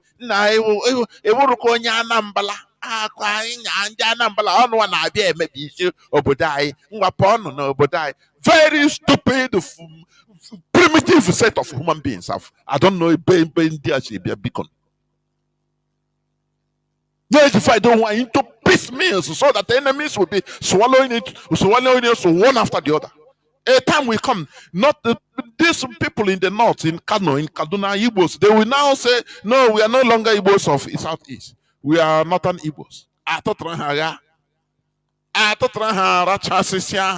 We are very the primitive people. Here I now go one year, because the situation we are, we shouldn't be in this situation.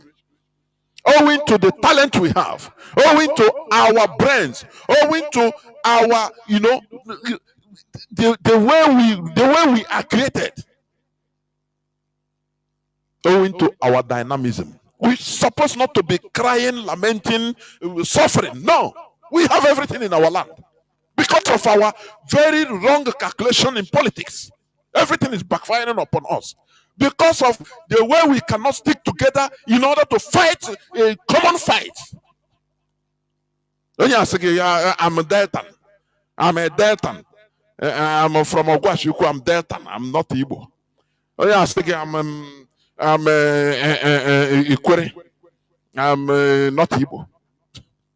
Very foolish set of people. And you are suffering. Guy now. We have to come together. We must support. Do you see? We must finance ESN. It is the last line of our defense.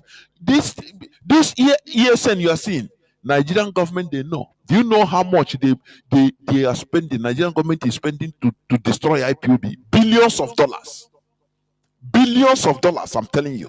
It's more than $1 billion. B like Bible. And you are joking with it. You don't know what you have. You don't know what you have. You must sponsor, you must support, financially support IPOB. This burden should not be only IPOB members, in the head of IPOB members. Relax, sir. They are let market unions everywhere, both inside Biafra land and outside. Let them be gathering money, putting aside some fund for ESN in a way, so that all these things will be sponsored, so that our life, to save our life from this impending danger we are seeing every day. Do you think that the Fulani, they are joking? Do you think that the colonizer will stop? They will never stop. They will only stop once they have colonized and subjugated. Finish. They turn you into complete slave. The same way you see our brothers in the north, they are living in fear always. They don't want anything to happen. In the hey now they make so that hey now they will target us. I beg, living in fear. That is living in bondage, real bondage. Is that the life you want for your children? Is that the life you want to live forever? Always living and pissing your pants every time? No, that is not. That is why we must come together and support IPOB, financially support ESN. This is where I'm going to stop.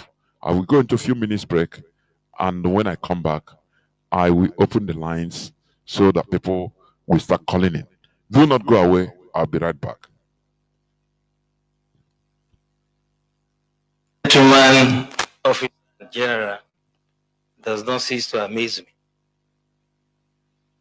because he did not only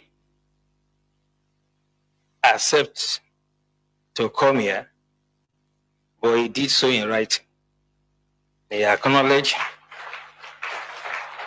and he did so in writing. He's a great team player. In all my years in service, I've never seen a team player like General Musa. Thank you very much. Thank you for all you do. And I'll tell you a story about the former US President, George Bush.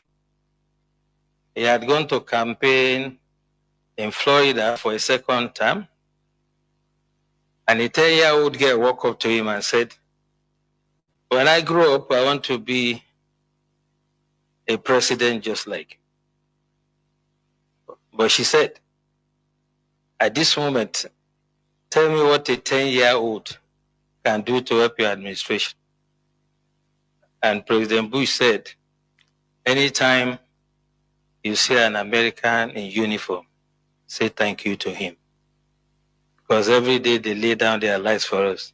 General Musa, please say thank you to our troops for laying down their lives for us."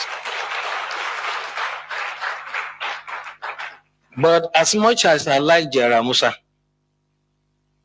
he underrated me. You know, I have spent 35 years in this job. But for political appointment, I should be on my way out by April. And all I've learned is covertness, how to do things covertly. So, General Musa, you made a mistake with me. When we invited you for this program to be the chairman, you now decided to go and apply for Canadian visa. So we covertly made sure we denied you.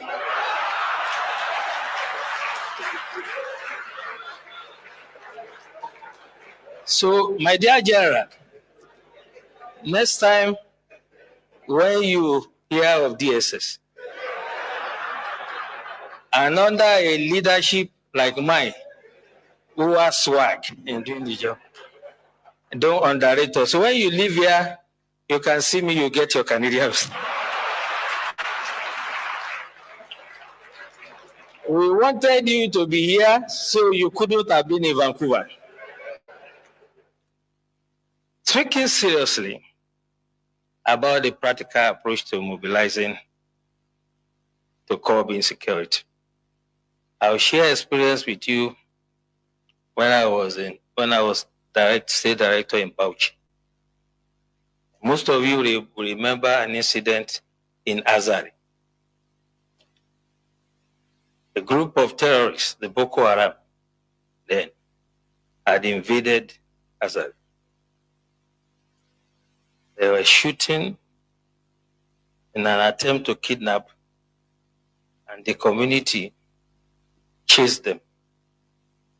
They killed some members of the community, but the community members killed all of them. The last guy, Khalid, climbed onto a tree and was firing. The community stood, they were resilient, and they killed Khalid. Since that day, there has not been one terrorist attack in Azari. As a matter of fact, the former head of state, General Ibrahim Badamasi Babangida, said, and I quote, "If we want to stop or curb this terrorism, we should emulate the Azari example. Tafawa Balewa also happened to be a local government in Bauchi that was always in flames. And the people of Bogoro and some part of Tafawa Balewa, where the Sayawas are, rose up on one occasion. They knew their terrain better, climbed onto trees, mountains. When the invaders came, they did not only repel them, they seized their weapons. And since then, you can attest to it that you hardly hear about Tafawa Balewa again. What I'm trying to say, the practical approach to mobilizing people is that you have to get everyone involved. You do not expect the Nigerian Army, police, DSS, to protect every Nigerian or every community. It is not going to work. In the US, if you visit someone in the house, you will be shocked that when the guy hears a police siren, he will just pull his drawer, bring out his gun and keep it. So one of my hosts did that, and I asked him, why are you putting gun here? He said, well, if they are chasing someone and he enters my house, I'll shoot him first. And that is the layer we have to start thinking about. How can you create first line of defense? The military, police, and other security agencies are to deal with the bigger ones, the organized ones. But it is impossible for us to deploy to every community in the country. It is unimaginable that any security agencies that has the resources to do it. So as we live here, we all belong to one community or the other. What we have to start experimenting is how we can make the community to prepare first, if the first line of defense for us. General Wahab said it clearly. And for me, there are 3 takeaways from his lecture. By the way, the general and I were guest speaker at one program in our office, so I'm not surprised that his dexterity. He has developed some sort of expertise in what it is. But 3 things for me. He asked us a question. What is our own culture? Our culture is communal. We do things together. Festival together. Ceremonies together. Wedding ceremony, whatever. So why can't we fight some miscreants, some charlatans among us together? The community should say, you cannot come here. This is what Tafawa Balewa has done. If you go to that community to attack them, you'll be sorry for yourself. I challenge anybody to try it. And this is the way we have to do. We have to allow some level of armament for the communities, and they can serve as the first line of defense. Second takeaway from what the general said, all society approach is not the first time we are hearing. But what I'm saying, the way to do it is when we live here, those of us who have some influence, the elites in society, discuss with your communities, come to us, get some sort of approval and guidance, and then we can stop these criminals. You can imagine you call sector, let's say sector 4 or whatever, sector of the army, to come to this community if there's an attack. Before they even arrive there, they attack another community, what happens? This is what we should take away from here. And lastly, he said something very instructive. By the way, I like Osman. He knows who to give time. Have you seen him around here? He has advised himself.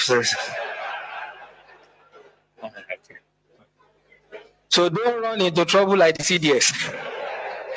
Okay, so last thing he said to us, which is quite important, is that we should not make this another talk show.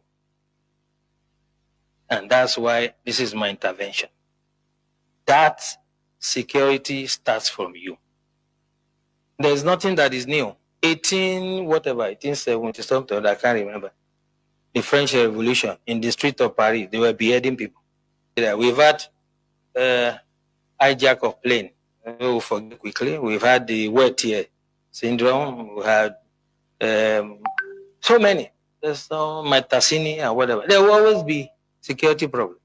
So when I hear people say this is security in Nigeria, as long as human beings exist, there will be security problems.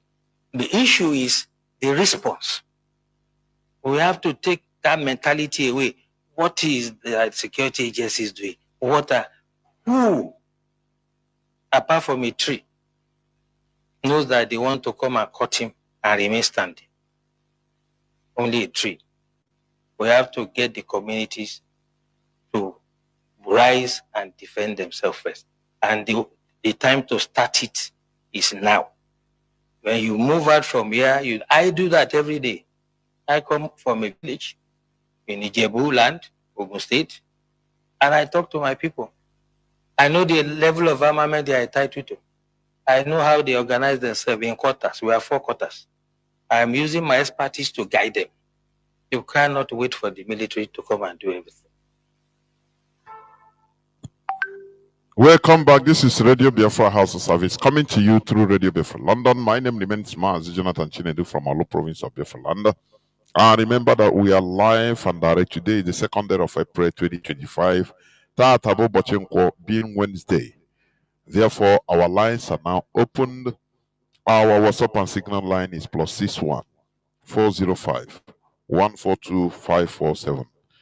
I repeat, +61 405 142 547. I repeat for the last time, +61 405 142 547. You can call us and give us your view of the issue discussed. And remember what this DSS chief said, that it is high time for we to defend ourselves. And that is what we preach here. We must engage in coordinative defense, and that is ESN. That is why ESN is here. Coordination. That is it. The Nigerian Caliphate, they don't want us to have that kind of defense because they know, they see that we are stopping the agenda. But it is for you to support what we are doing financially. Caller on WhatsApp. Can you hear me? You are the first caller. Caller on WhatsApp. Mazi, There, Mazi. Welcome to the program. Calling from the zoo, the heart of the zoo.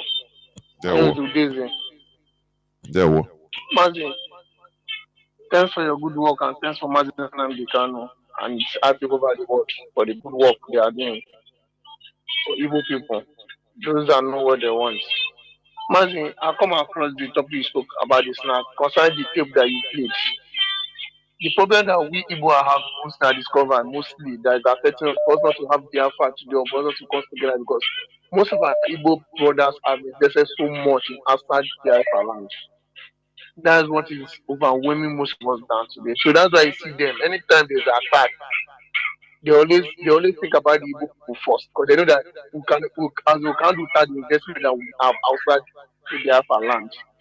And that is the most shock. That's why you see the way the tape are playing from from Kaduna. The man was romancing, talking Barbara. I don't know whether he's talking for his family or he's talking for me because I'm also outside the upper land.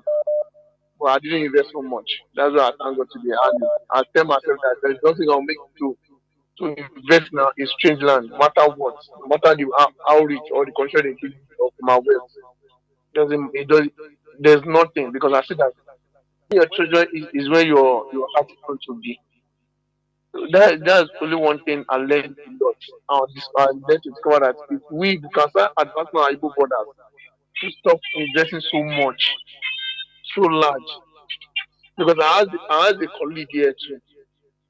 I was so surprised. I was saying that say his uncle did not big no single house in his homeland. But if he say he have a lot of investment here, now they are demolish most of the investment. You can't go back home because of shame. He doesn't have any investment. So Mazi, that's the only one thing I have to contribute this night. I just let it call. There were Mazi. Thank you very much. Thank you. We must continue. Caller on signal. Welcome to the program. Can you hear me?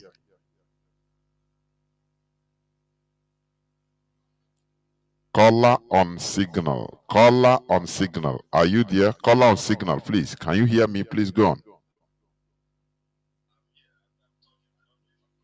Okay, go. No, we are not coming out. Go on. Let me see. Go on.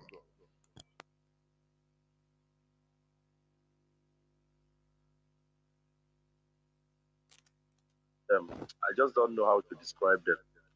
They are one of the most deceptive people. All the things they have been talking, they are all guilty of it. You see, when that DSS man was talking, all the thing he was saying, is it not what IPOB is doing?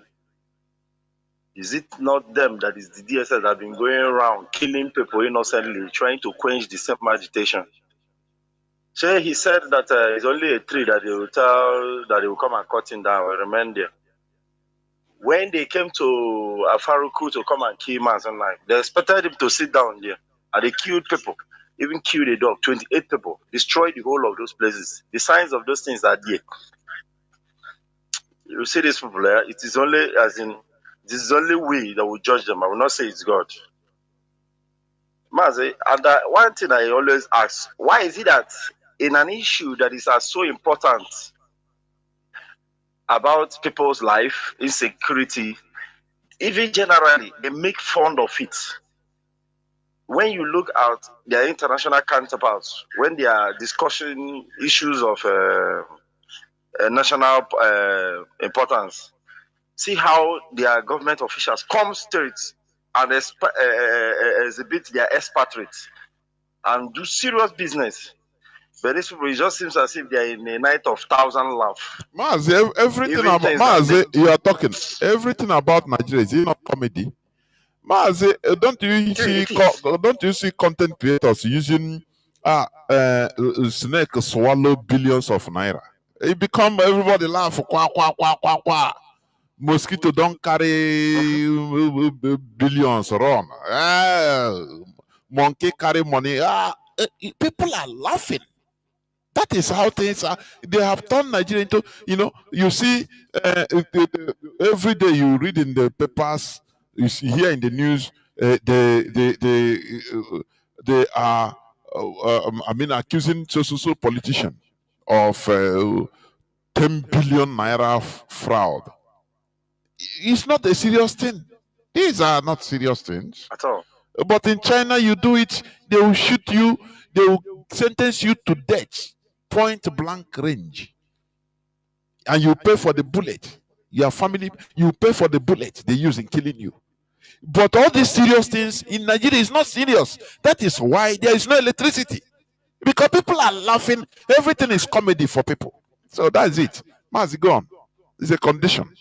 Mazi, even when the thing doesn't even make fun, they clap. They just I just don't understand. That is why you see any of them that is in power, they are always just there to steal. They come there to show you their 32 in order to, show you as if. Even there is one in Port Harcourt when Wike was talking. They know themselves, they are birds of the same feather.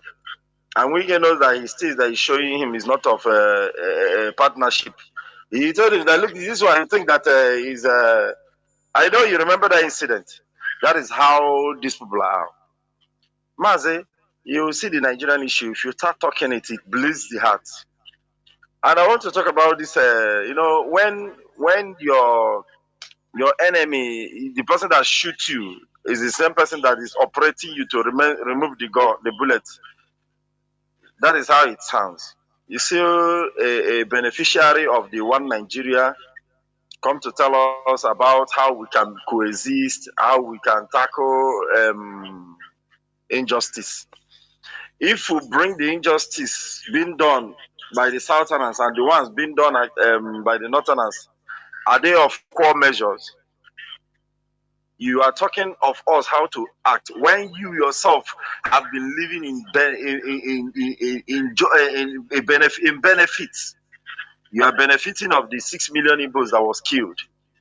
You are benefiting from the Igbos that they defranchise from their natural resources and their positions and everything.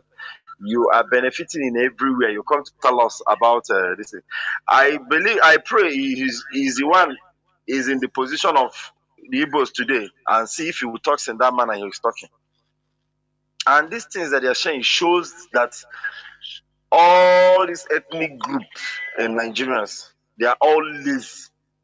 You can never see anyone talk about how we can go our separate ways. Is there anywhere in this world where you find any country where you see two religions, two ideologies, two value systems coexisting and make any headway? In the whole world today, countries are going their separate way because of that same issues. But when you give a mic to a monkey, that is what you expect from him. But we are not backing down because we know the Nigerian antidote. It is the total balkanization of Nigeria because we have suffered of it. Our parents have been killed. Our children have been killed. We have been defranchised of our rights. Every one of us growing, we grow in agony. We grow feeling the pain of the death of our brothers and sisters, of the defranchisement in Nigeria. So we are not, we cannot be deceived. Mazi, before I start going further, I want to ask about this our brother in Turkey.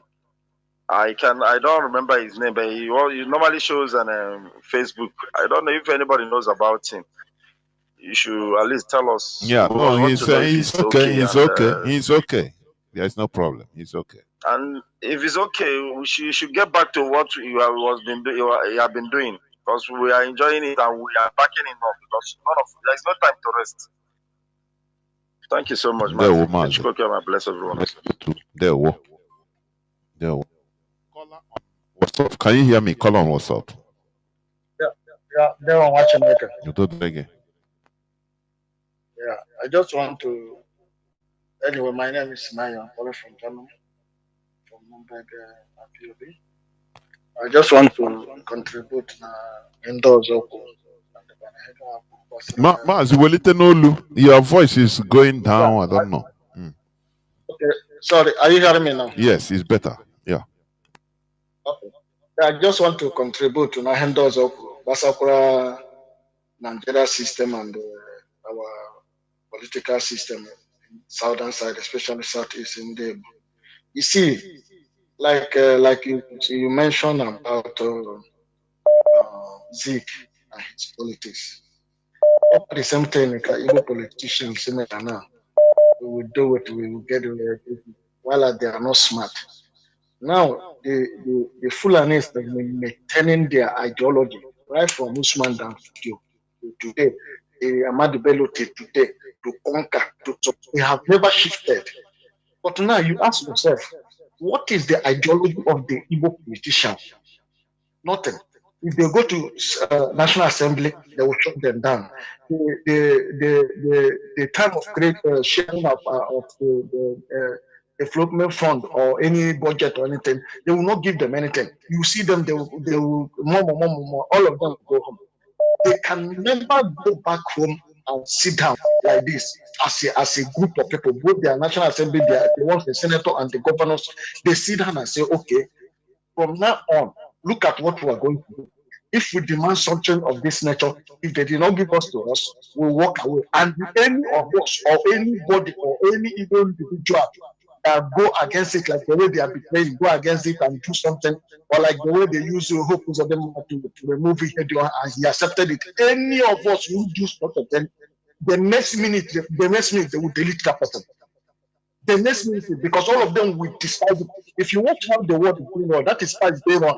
When you belong to all these sectors, all these political parties, any day you go across their distance, they don't care who you are. Infinity. So because none of them has consequences about their good doing. That is why any of them can come out openly. They will betray our people, he will kill our people after nothing happened. The next person will even and have come a line to show the Fulani who will betray and who will kill more than each other to take that position of betraying of people. Look at the kidnapping of our leader. And look at the history of how people who supported and who planned everything. 99.9% of them are our people. And they are the ones who funded it, the ones who made it happen. Because there's no consequence. How much I have no consequence. So if there will be a measure against these people, they will be able to learn. So that when you do finish, come down now. If you do finish in Abuja, come down. The next minute you are gone. So that is the thing. But they don't have that ideology. That is why people are messing us. Because even politicians, they don't know the power they drive. If all of them will unanimously and say to the zoo and say, okay, if you don't give us this sense, can't the next election we are not voting and nobody will participate, nobody will vote, nobody will, you will see them peeing on their begging them. But they don't know their power. You go one or look at Peter, you go and sit down. It's not even like he's sitting down on the floor in the palace of Sultan of Sokoto or any important northerner. You see them sitting down in the floor, on the floor with the rippers. Is that the kind of people who will lead our people? If not for the coming of IPOB, that we are gone. I'm telling you the truth. And whether they like it or not, they will support us. Because very soon, I'll be looking at British and they will be looking for where we are. You know, Mazi last time, which no taken, I saw I got me like to go make that time. Like they can withdraw ESM for like 36 months. Can't happen that. I should go to them so that they will know how important ESM. But all these politicians in their bedroom, they know what ESM is doing. They are very happy about it. So that is why you see them, you know, they are not showing concern about what is happening. Because they know that ESM is there. They are receiving the intel from Abuja and how ESM are dealing with the Fulanis in our bushes. Instead of them to support, even secretly, and say, oh, our children, keep on doing this. We fund you people. Well, take this little thing, or they will send their delegates to give us something and then make sure, you know, we are against this people. Look at the Fulani governors and they say. Sometimes they will come, most of them will come on national TV. They will talk as if they are against the manners of the Fulani. But behind it, they dine with them, even fund them and give them whatever they want. But our own, zero.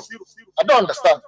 But it's very, very tempting. But I hope in the coming days, this thing, when IPOB or the South Biafra, all this thing will change. Like the law of China, email you go back. Even like our leader said one time, email like people meet here about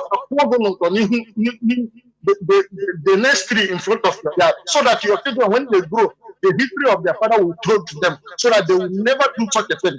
You know, it takes me when I see all these people calling themselves politicians in Abuja, you see them beg. Anytime they want to talk, we beg. We beg for the president. We beg for this thing to do. How can you beg? You demand. Huh? Demand. Use the word. You demand for this. Don't we beg. Please show mercy, please. It's crazy. In short, let me leave it there. When I talk about all this,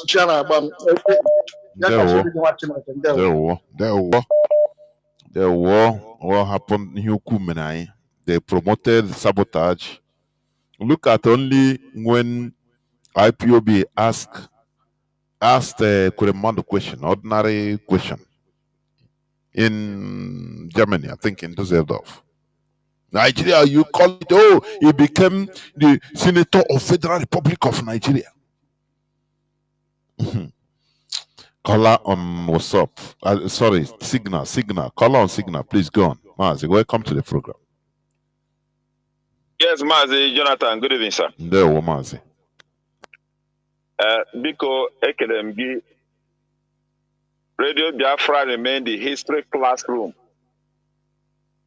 because of all these things that happened in the past, they abolished history in schools. So, Mazi, Biko, a quick one. My contribution today is a kind of plead and request from the leadership. Before I make that plea, I was born immediately after the war. And I grew up watching the scare and the anguish of parents, people who are recovering from war.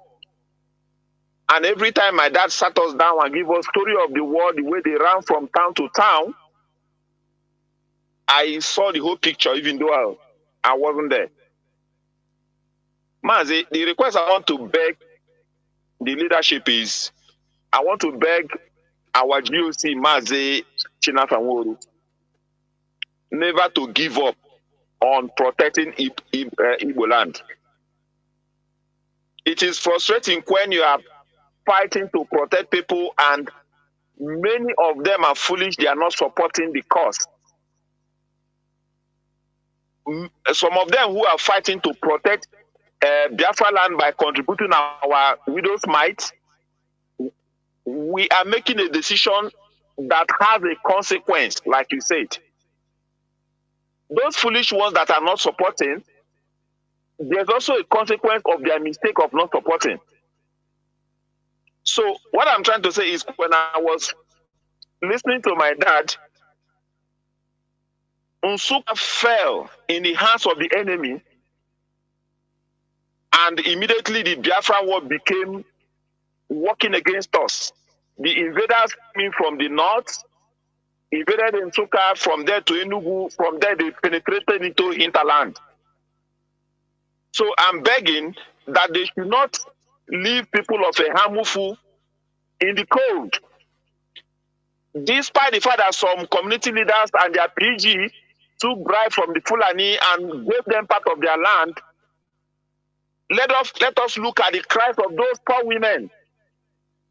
They are farmers that are feeding our land. Let our GOC dispatch EFN to protect our northern borders, because injury to one is injury to all.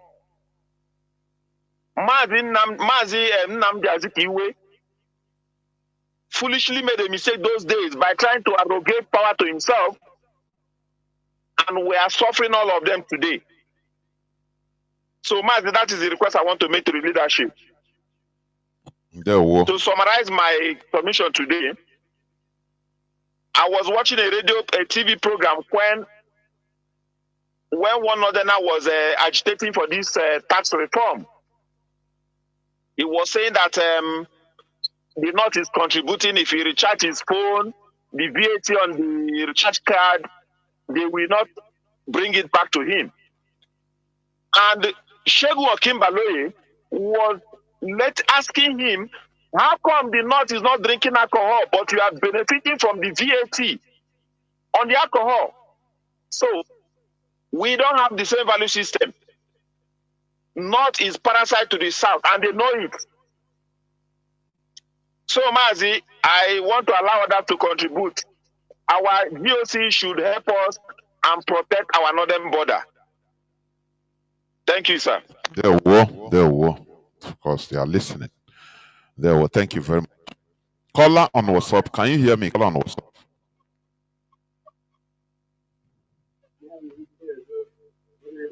There were. You haven't had any gadgets to remove it. Hello, good evening, Mazi Chinedu. Yeah, my name is Mazi Ezioku from Biafra land. In fact, so happy for this your program this evening. The only thing I'm trying to say is to say almost exactly what this my brother said about telling our GOC not to please try to, not even an inch, to withdraw ESN from what their good work they are doing. If we try it, that means all of us are gone in the East here. Please, the issue whether we are supporting or we are not, they are not supporting, we know it's too painful when somebody is working for you and you are not even showing appreciation, not even saying thank you, not to talk of putting your money there. It will be painful. But please, we are begging, we that are in the East, if every other one from the East here, Biafra land, will call and tell you the good work of ESN, you will know that they are doing a lot for us and we are happy over them. Let's forget our beggars called politicians, because from governor down to the councillor or PG, even community chairman, all of them are beggars. All of them, exception of none, all of them are beggars in the hands of Fulani. Where they have power and where they show their might is when it comes to fight their brother in the village or in the house. That is where they will show their power. They will now show that they have contacts. And the contact they will call no other person than an Hausa man or a Fulani man to use the person and deal with his brother. And the Fulani man will be dealing with the brother that he called and at the same time laughing at him who called him. So, Biko, I na yona yosike. Obu na nwa wehechi ESN say ha zuo ike. Mobugodi just 1 hour. Ndị a ga-aba anyị ime too much. Ha yi eme anyị ncha. Before ESN ga-awọta onwe ha na ha lọghachi na the field, ọ ga-adị too bad.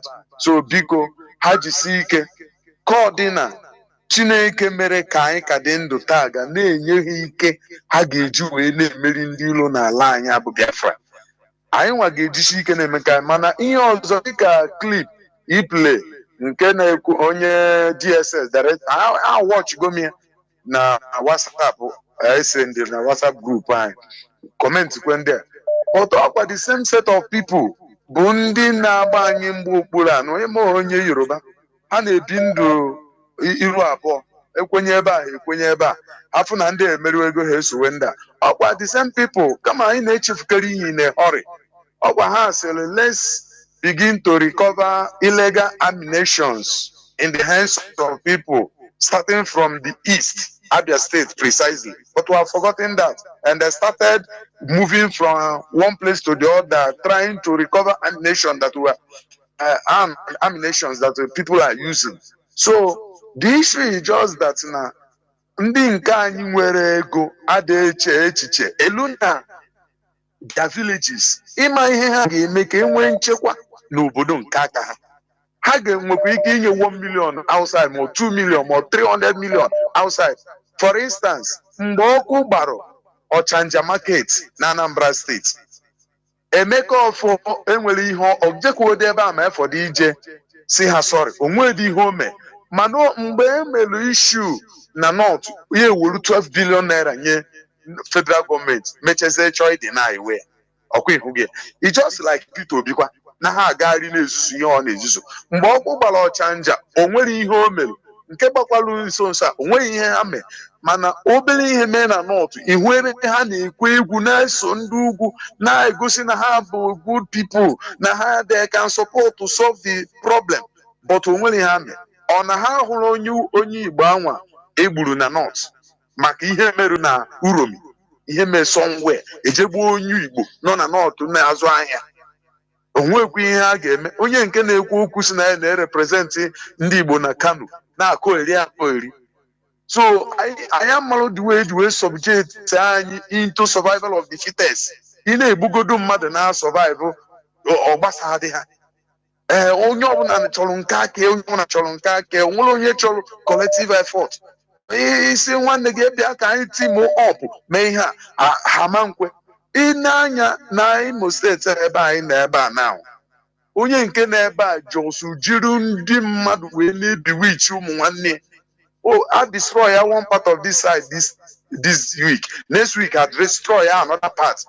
Oh, we one particular I ga na-ewetara unu ihe na-eme na ndịda because ọlụ anyị onwere ihe ọzọ anyị nọsi n'ala anya na-atụ ụjọ ọdịda ha si na ọnwa anwụọ ya. O nwe one woman na-alụ with them na police station state command Imo State. Oh yeah, in charge of traffic in Imo State. Aha ya bụ onye Delta Kwale Besina. Ha na-akpa ya Madam Besina. Mana this woman ọ chọrọ inweta 500,000 just within 2 hours. Ihe o need bụ ịpụta na any check-in, any bus stop, any park, anywhere at all, traffic light, any vehicle or point, ma private ma bus or point la na-aka ụmụ ọrụ ya niile abaji oche na those buses. Each one bụ 10,000. Verify this thing I'm saying. Anybody not in Imo State will precisely. Onya is a police officer. Konaro with the police. Yes, oh yeah, in charge of traffic. A police officer in charge of traffic. Okay. State traffic, Imo State. Okay. I have Besina, onye Kwale, Delta State. Yaka Haji. Or they respect in the police CBA. One, or they may, or that only on a twig.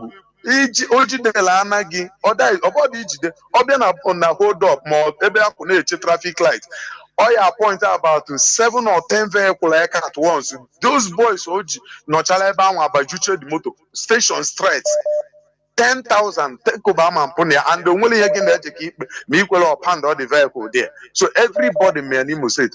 If I go there, anybody has no, if not this woman, my hand no day. If any police officer say no, if not Besina, my hand no day. So I am when they now destroy our business here. You want to feel that na you want Bazuela. So onye na atu ya onye na atu jo. So all you have now undaburu ejugokwe the same over again. Naturally, ndi keke drivers are now everywhere. They make bendi madalu. Now destroy people's business. So anya mambo ni no ala anya patago na anya patago. But here in Ekubu, nke kagoda anyị mkpabu nke ndị na-echekwala anya ọha bụ ESN. Biko kaya ime not even one attempt isi ha zutu ike.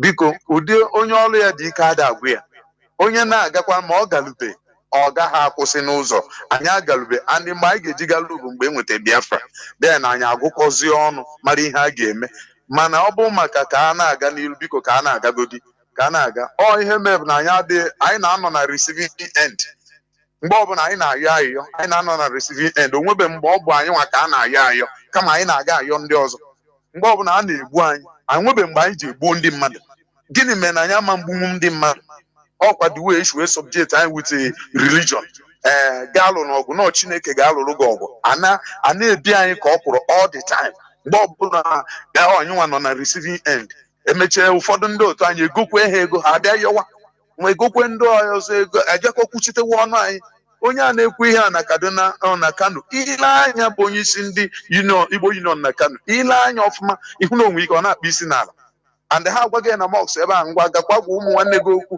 ka a ghara inwe ọgba aghara because echetara mgbe m bi na Kaduna enwe mgbe 1990 enwe ọgwụ ndị zongo nkatafu na ndị Hausa alụwalụ mgbe anwa bịa gbaa ahịa ndị Igbo ọkụ na Amadu Bello wee ndị Igbo wee bilie n'ike mgbe anwa ha yọ biko na that problem ha yọ biko.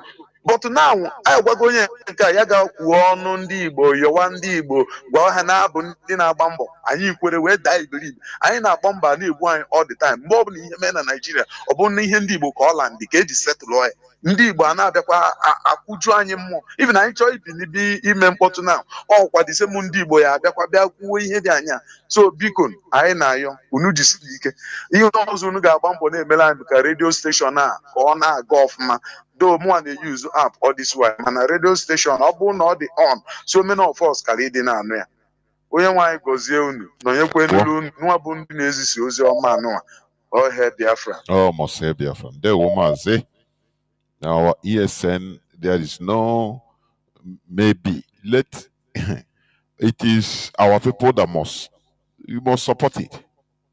There will be no spirit will not come from throw money from heaven. We must support. You must financially support. I mean ESN. That is it. Caller on WhatsApp. Can you hear me? Please go on. I think you'll be the last caller. Caller on WhatsApp. There we go. Ndewo nwa Chineke, ihe m na-ajụ bụ na ife na-ekwu gbasara Zik fight for one Nigeria, fight for one Nigeria for meditate, then of one Nigeria gisi, then Ojukwu flag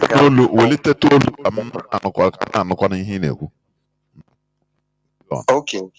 So when Odam calling for my location, I want your money go. This on your calling for a location. So Zik fights for one Nigeria for many years. He did not come out with anything. Then Ojukwu now come back and flag Biafra. He come back and flag Biafra. And the same Zik work against Ojukwu. I'm not asking why is it like that up to now? Our people never still learn. I leave it for floor people to answer. That's my question this evening. Sir. There we it's left for him to answer why he supported Nigeria. He fought against Biafra. That is selfishness after even composing Biafra. So I don't know his motive. And that is what we are suffering. That is it. Caller on WhatsApp, please make it as snappy as you could, because I'm on the verge of closing. Call on WhatsApp. Go on. Thank you, Mazi Chinedu Jonathan. Thank you very much. I will make it very briefly. Achọrọ m ka onye ọbụla na-ege anyị ntị today, anybody listening, geenụ ntị. Enwere ihe ndị Igbo na-ekwu, ahụ nwatakịrị asị gị nna gị ọ nna gị mụrụ gị, ome ka nne ya. Ihe a niile bụ aha ndị Igbo ji wee na-identify their own original children. That said, na-anya ndị niile na-achị anyị n'obodo n'ala Igbo na Biafra land, onwe any one of them wụ onye Igbo. Ị ga-asị na full-blooded Igbo. 1979 during Shagari campaign, oge anọ na Imo State and Anambra State, enwe particular man, aha that man bụ ihe a na-akpọ ya bụ Dr. Ibrahim Tahir. Is from Bauchi State, well educated, Fulani to the core. Obera Nenugu, he was the campaign manager for MPN at that time. His attention was on Jim Nwobodo, the bleaching governor of that time. Okoro Jim, say, come back to the north. You are not an Igbo man. One man who came to claim Jim as the father. That said, Le Peter Mba, another bleaching governor, a product of Jim Nwobodo, a product that is favorable to the Sultan of Sokoto. Sultan of Sokoto, Sadiq Abubakar III, was a military man. He has love for rangers, and that is where his love for the Igbo ends. He is responsible. What I'm saying now, they are listening, his connection with Jim Nwobodo. That is how they brought Peter Mba to become governor, anointed by Jim Nwobodo. Ana ekpochapụgodo Enugu steeti, ọgbahịa. Nee nke a na-akpọ Nwifuru, ine ya anya nke na-agba aiwowowo, egwu ndị Fulani, onweghị nke bụ onye Igbo. Even look at Soludo, ine ya anya very well, even that we are operating with Igbo name in person, but in spirit, ndị a niile awụghị ndị Igbo. And therefore, o kwesịrị ka anyị ghọta ebe mmiri a bidoro mawa anyị. O bidoghị today. This is something many centuries older than all of us. Ọwụ today ka ha bara ya ime. Ọwụghị today ka ha bara ya ime. So let us understand that. And Biafra will come. They can never stop it. nwanne anyị nwoke kwuru okwu na kwutete about kedema ahịa nke eweta eweghara electricity emeka ọfọ. When you look at him, ị ga-ama na ọ bụghị onye Igbo. So both in business, both in politics, they position their own people. And ekuzi ole gara ole, Imo State kwa. Lee Hope Uzodimma, ị ga-ama na onye ahụ abụghị onye Igbo. They are all by name. The only one in pụtara ihe wu Rochas Okorocha that speaks Fulani nke ike, ọ na-asụ Hausa na-asụ Fulani ka ihe na. So the problem we are facing is so enormous, but we are not going to relent. Agha ahụ ha bidoro gbasara anyị, ogbugbu ahụ ha na-egbu anyị is coming to an end. So onye ọbụla jisi ike and support ESN. That is the most important thing. Support ESN. Support ESN secretly. The broadcasters keep mentioning the account. Go there and put your widow's mite. It will go a long way to empowering our people. The Fulani has instituted their own man in Edo State now. And a 16 terrorists. Edo governor disbanded his vigilante group. The next minute, mine and moto Gawa to Gawa Kanu. On against Sibiko. Now, Nnamdi Kanu, they are mobilizing with trucks and trailers to come and invade Uromi town. For how long shall this continue to go on? Ndị Igbo ka enu nkwụcha. Onye ọbụla ahụ n'ime, let us support ESN. They know what to do. And I know that the world is bearing us witness. They are seeing the way these people are coming against our people. Mazi Jonathan, please, thank you for this opportunity. Thank you very much. We must continue. And this is where I'm going to shut off the phones. Mazi said that the world is bearing us witness. The world doesn't give a damn. Politically, who is sponsoring them? Who is giving them arms? You know, the world does not care until you rise up to care by yourself. The world does not care. The world order. You know, there is 8 billion people plus in this world. The world order wants to reduce the population of the world today. That's why even they are clamoring for the deep state is doing everything possible to bring up another third world war, so that at least out of that 8 billion, they'll use nuclear weapon to reduce at least, they'll kill 5 billion people. Now the world will start afresh. That is what they are doing. That is what they are looking for. The world does not care about you. You care for yourself more than the world. The Fulani that is, you know, they know what they want and they are getting it. Getting something is not only through power, anything, but politics also. How you know how to play politics to get what you want. The Fulani is how they are getting guns, sophisticated weapons. Whereas because it is what they want. It is what they want as a people. And that is why they are getting it. Because they need power. They want power. We want individual cash. And we are getting it. We don't care about our collectivity. We don't care about our collectivity. All we care for is individual money, individual cash. And then so that's it. It's okay for anything, whatever you want is that you get. So while we are struggling for individual aggrandizement and the wealth and the personal comfort, the Fulani are looking for building a system for their collectivity. And they do it to grab power, to colonize. If any of them is in power, he continue in that ideology. Do you think it's easy to maintain one ideology since 1804? To never deviated from it? Do you think it's easy? Only 2-3 years and only on a bucket. Not only bucket itself to making another plan or having another plan. No, everybody abandoned it. The Fulani, since 1804, they have been focused on, since Ottoman Danfodio, till today, they are moving towards the same direction of conquering everywhere, the whole indigenous people in Nigeria. It becomes their obsession. They never deviated. Ahora enwe onye ọ na deviate onye a were ya were rere everything were kpara ego nke ya sị na ihe asef. That is the thing, and that is why I now suffer the thing.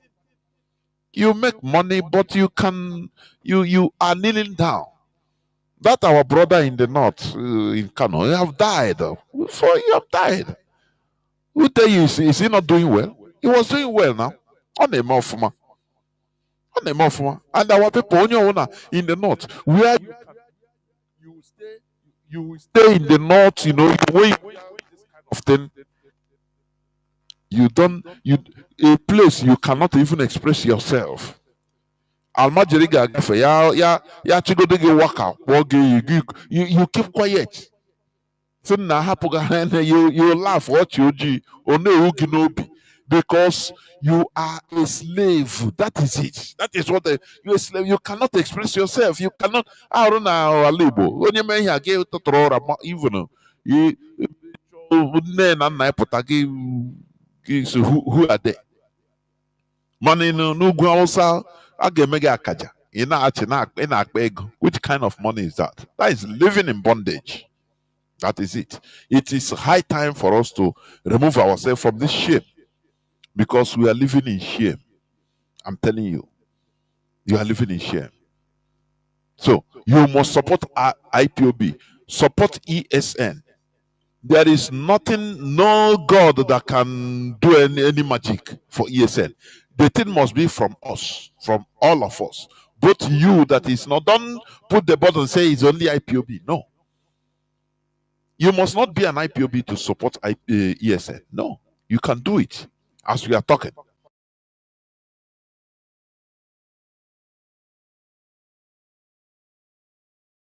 Of 142547 on Signal and WhatsApp. And tell me, okay, I want to do it secretly. Look, I want to, please connect me. I want to give real money. That is how to do it.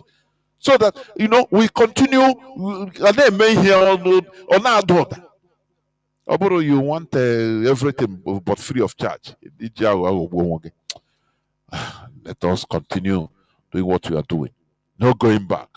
But our people must support, or you sit down and perish. Thank you for listening. Biafra remains our ideology. Biafra is everything we have. It is our religion. There is no other religion or ideology that is bigger than Biafra for us. From me, Mazi Jonathan, from here, it is simply good evening.